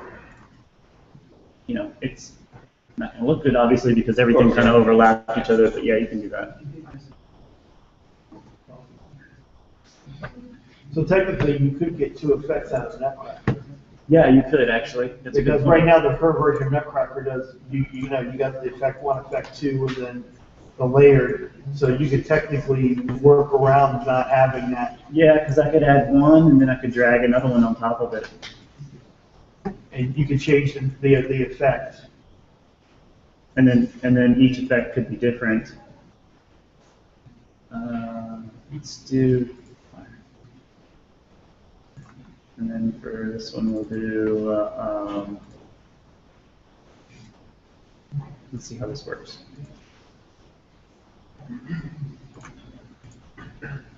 Yeah, you can kind of see the fire down here. Yeah. You can do that. But you can't do one of the things that I thought was really cool with Nutcracker is use one as a mask for the other one. The version you can. Yeah. Of Nutcracker itself. Right. And they haven't updated the Nutcracker that's in here since about Christmas last year. I've asked them when they're going to do it. Their plans are to do it, but it was after all the performance improvements and after the Papagayo and all the other stuff that they're adding in there for this year. It might actually be after Christmas that they refresh the Nutcracker. Because you notice on here, the Nutcracker effects on here, if you look at true Nutcracker today, it has a whole lot more effects than this. So the difference was, this is C++, Vixen is written in C#. Somebody spent the time, about 2 months, to export C++ into C# to get it into Vixen, but it stopped the moment it was imported the future development of Nutcracker continued onward, but didn't flush back into Vixen. It's up right now. We're gonna be Yeah, saying then probably they LR. added Right. two sets of effects, so you can mask one. Exactly. and the other. And now they added a morph button, Right. so it's like having an automatic slider on your two effects. It'll start with one of them going, and there's a center of chaos sometimes, or whatever, however the two come together, and it ends up on the other one. Like a programmed morph. You could have those spirals with shooting things going down through it at the same time. So I can do them against the individual strings too. It's really powerful, I think, because you have the ability to apply something like a sweep across your entire house with just dragging it over here and you're done in that regard. But I think it's going to be good. That's all I've got. Unless you guys got any more questions, I'll be happy to show you anything about it that you want to know. I wish I could have showed you the new version that would be coming out soon because it has so much more in it. Okay, anybody have a short topic that they would like before we go to lunch? I'd say let's go to lunch. We're not gonna get into any short topics. This was a 30-minute presentation. That's right. Yeah, you know, we'll get through the short stuff anyway. We didn't have much exchange with you guys on the site for the meeting. Are there some things you would like to know today? Well, About something? No, we're from, Norwich, which is, Israel, you know, where that is. We kind of followed the door on it, well, we were actually, the other, one at Greenville, South Carolina, it was 2 months back, went down there. Yeah. Actually, exactly what closer to us. So you're east, you're northeast up here? Yeah, we're closer, Hickory, between Hickory and. Oh, that's northwest. Yeah. That's a good drive. So we were actually closer to Greenville. We went there a few months ago, that's the first time we visited. We did a live show at the old downtown. But we did it for Mike, this will be our third year with them there. And it's just kind of, thank you for and it's pretty basic. With anything in RGB, we get a -3 last year. We'll add another negative. It's RGB stuff on like 50 Zupa. Are you hand programming it, or are you using Nutcracker? We thought we talked about Nutcracker. Yeah, both. I don't do a lot. That's my weak point. We're pretty good at putting stuff together. This is weak for me. And so I've been doing some Nutcracker stuff and getting some sequences and modifying those. So, the Nutcracker, I have used some of the Nutcracker. Yellow art for the most part. That's what we use. Good, yeah, well, I think that's true of everybody here today. This is, we started out, this is usually the biggest meeting, usually in the 30 or so range, and people they drop in like, why this is a bad money to have picked. But oddly enough, we always do February, May, and August. And May usually is really lousy, but this last May one was loaded with people that are stuck. We've had this one set up. But this is going to be the last formal one for this year. And last year we put out the word that if anybody wanted to do a light aroma training session, especially learning how to save and back up your stuff and how to put it on your big action. Been doing it a while, probably already. Well, I've got a lot to learn as part of sequence. That's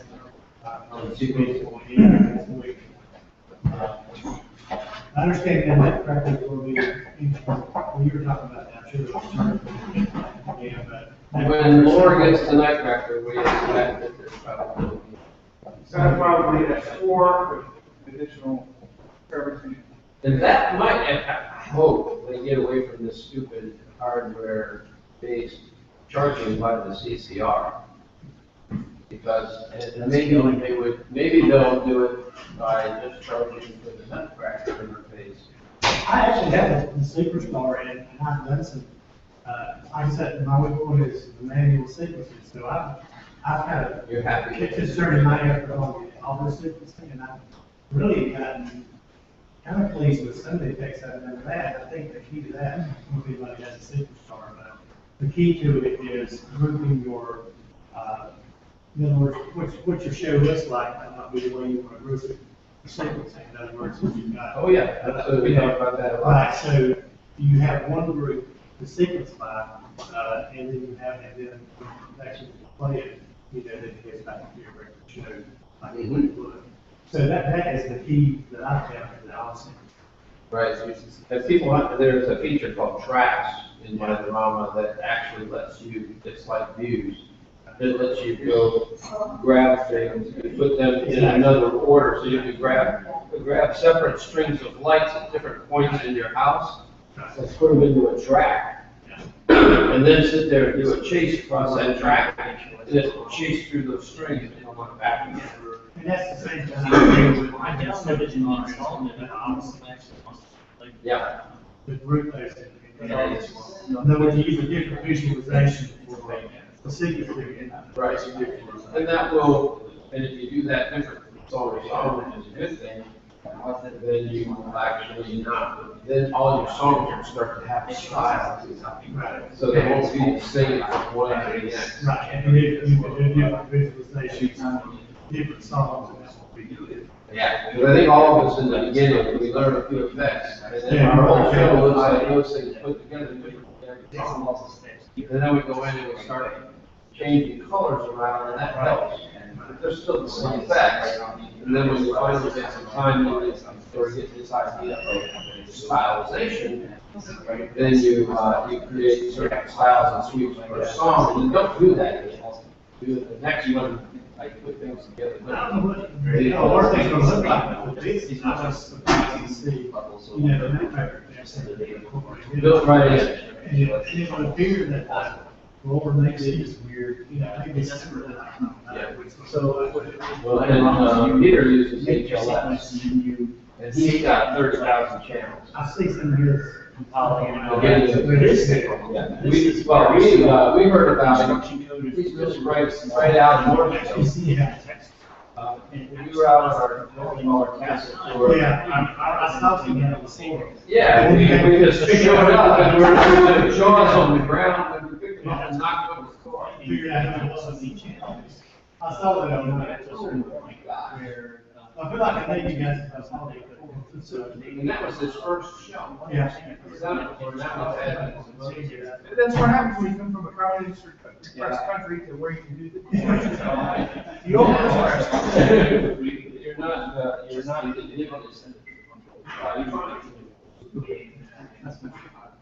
let's go ahead and start lunch. You're not quite ready with the Z.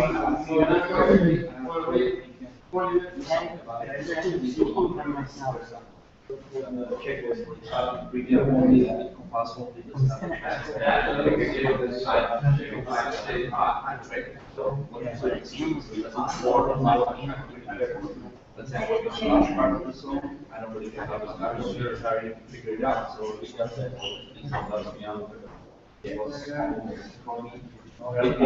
All these operations and checks, yeah. So it was possible, if I didn't have the matrix effects during the sequence, it also would have been, it took me half a minute or something like that, so I can see it. But as soon as I have all the effects there, I can always take them off from the sequence, store them in the Excel spreadsheet to see exactly what the settings were. When I needed to make a change to the whole sequence, and then I can use back this way, that's one of the things I like. Oh, so have you guys met Rob? I think you came to one meeting prior. Rob, Christmas Carol. These are excuses for coming together. Ready up?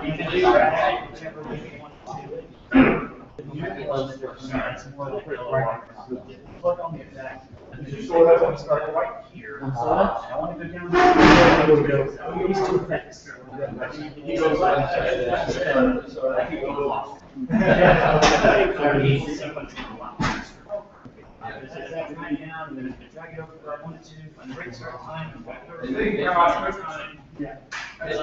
here's the funny thing, he doesn't do Christmas animatronics, animated skulls, flying. They released the version, His family, his whole family's in it, they're all by our house. I just Yeah, started that's seeing the second. Oh, that's right, getting into this. Yeah, last season. That's why I'm asking you questions. I'm not even mad. Yeah, I did go last year. So, Tom, you been Rob? so when I downloaded it, it's like, what I was seeing before was that the two or three guys that actually were making software, one of them just had a baby, one just got married, and one was and they were all, they couldn't work on it. It was May, June, July, no change. And all of a sudden, this guy came out with this open source. And it started with C# you had something you wanted to. It's open source. So you have your own kind of. You can have your own version of it. So this guy went out there, he does a lot of Mamagata stuff. So he joined their team. They downloaded this wrote some cool new stuff for the Mamagata stuff. And they liked it, and he uploaded it, and checked it into the source code, and it's going to be the next version. And then there was another programmer that came out. We should have had this conversation because. So he did a whole light string, and now you can actually choose it, I can hold down like another key and drag, and it duplicates the effect. $18. And so they put out YouTube videos, like a dozen YouTube videos in the last 2 months, that shows these new features that aren't even out yet. So just in a couple of months.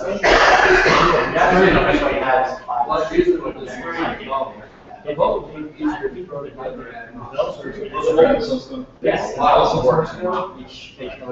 you're gonna go, the development for it, Cool, like, they're real modern. and now it's gonna go, boom, it's gonna take off. It's easy, so almost all of us start from scratch. And they listen to the people too, like I said, I wanted a nudge feature. I've got this, like, I've got time here, and I got time here, but I. Now I just want to be able to. Well, you could take a cookie from Blueberry and put the car, you might only One want time to. to where I want it. And they listen to people that are. Yeah, I know mostly this municipal, but That's he did the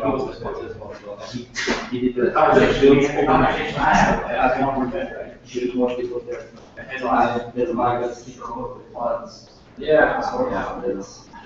At the end of the day, when you do all this, it sounds. And you need to have. That's good. I was just thinking. I've got.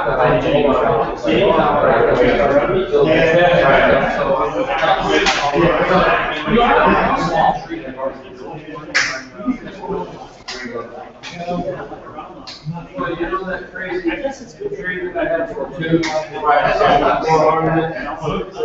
You're welcome. It's got a solar, everything's built right on it. Yeah, you know, it's going to, well, anyway, right now, it's going to AC.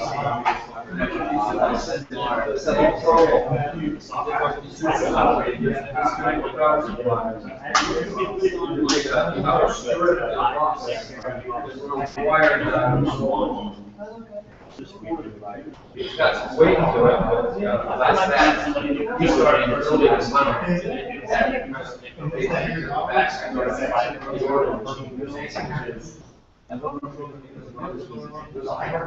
Yeah,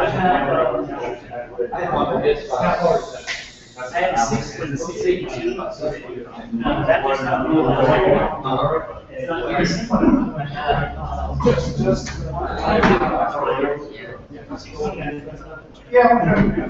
You do it here,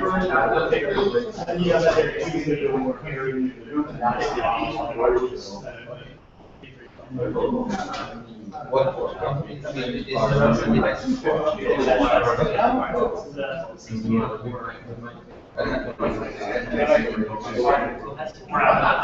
How many? It's not a high performance software. It's very basic. I want to use the process on them. Look, it sounds like. I recommend to get a little better this year. That's what I like.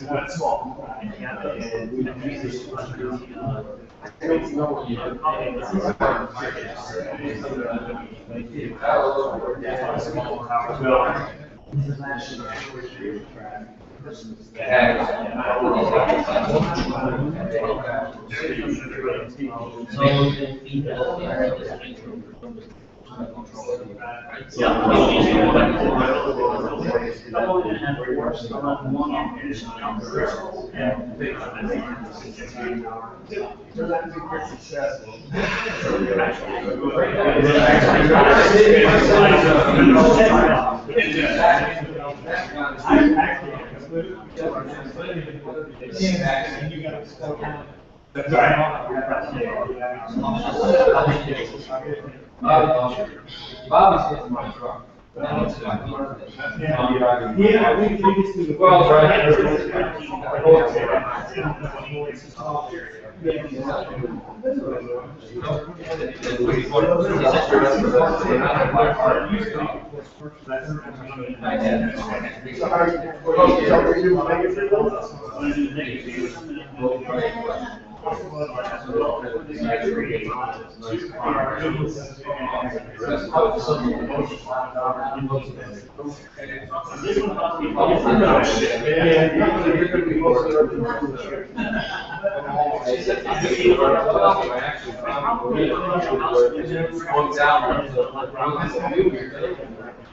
And so I was looking at the picture of the boat, and then I went to Google Earth and found the exact same vehicle, same bushes, wires in front of me.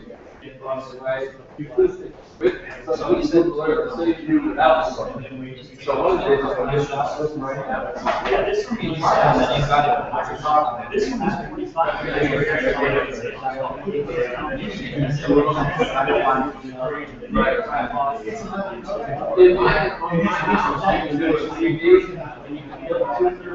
In my garage, and I'm setting up the Christmas.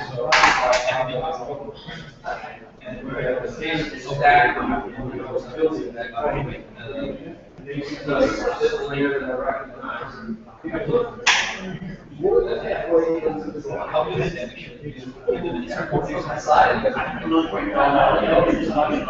because there are I won't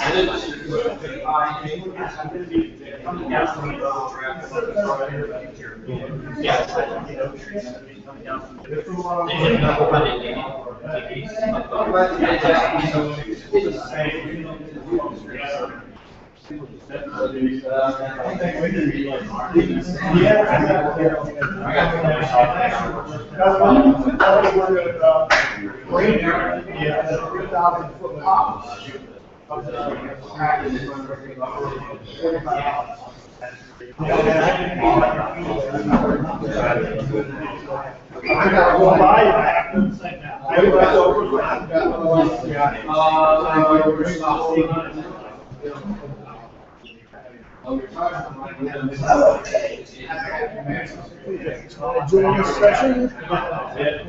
Another device.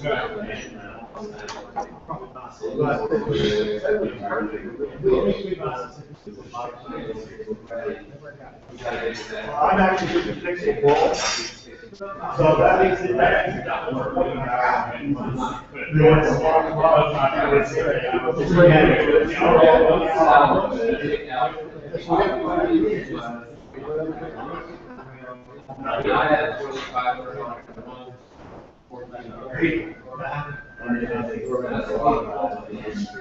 What did that do? So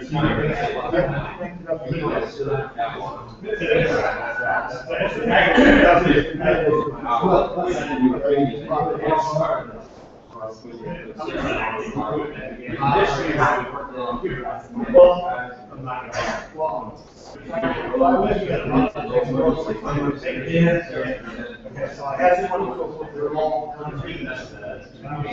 that's how big it is. You don't have pixels.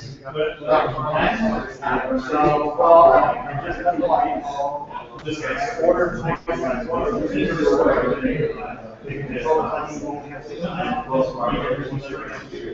So I do two, so I ordered one. Now I'm trying to put one together. So I ordered the first one yesterday. What's the good stuff?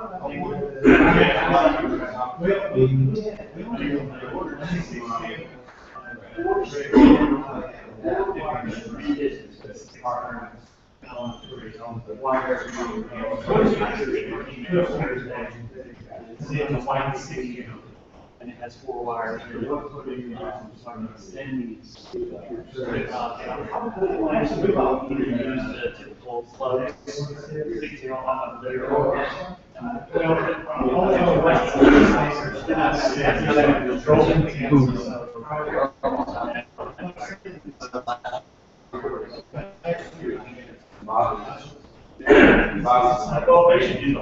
It'll be interesting to see how long the cable is.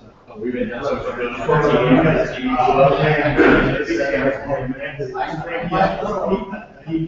so yeah, you can see how many are needed, which is well, there's a order. So basically, hardware either one to cheap all together, which is what I wanted to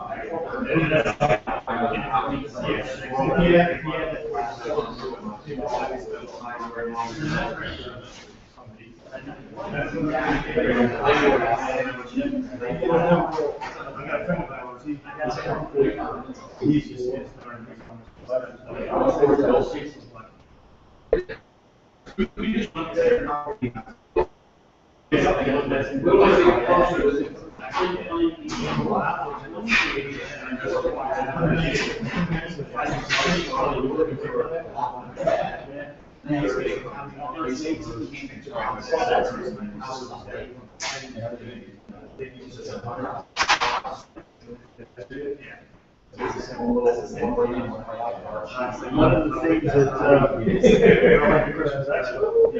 they made an announcement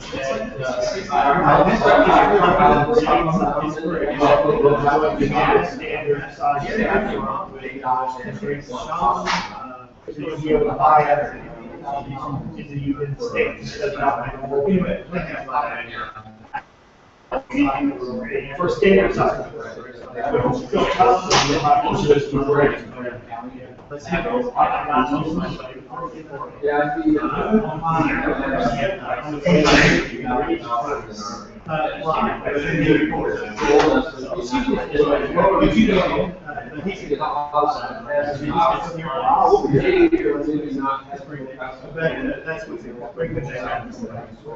Twice a year.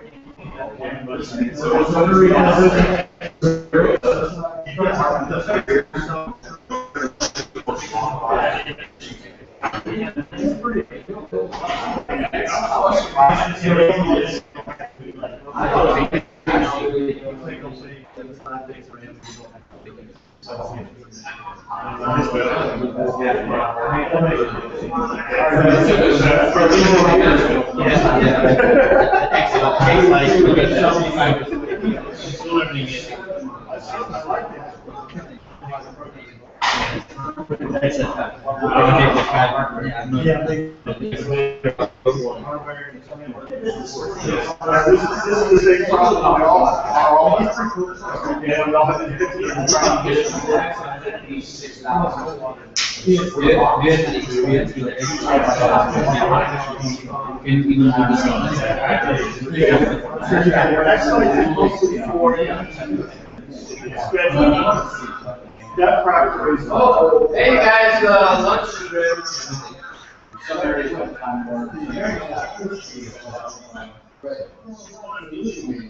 I'll go first.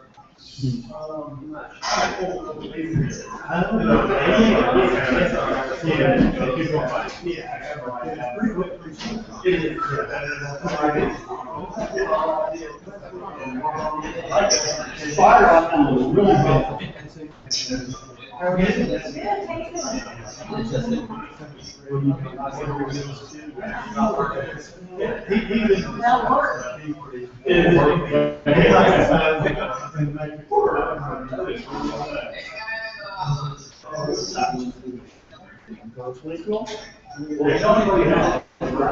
looking for a email. Yeah, yeah.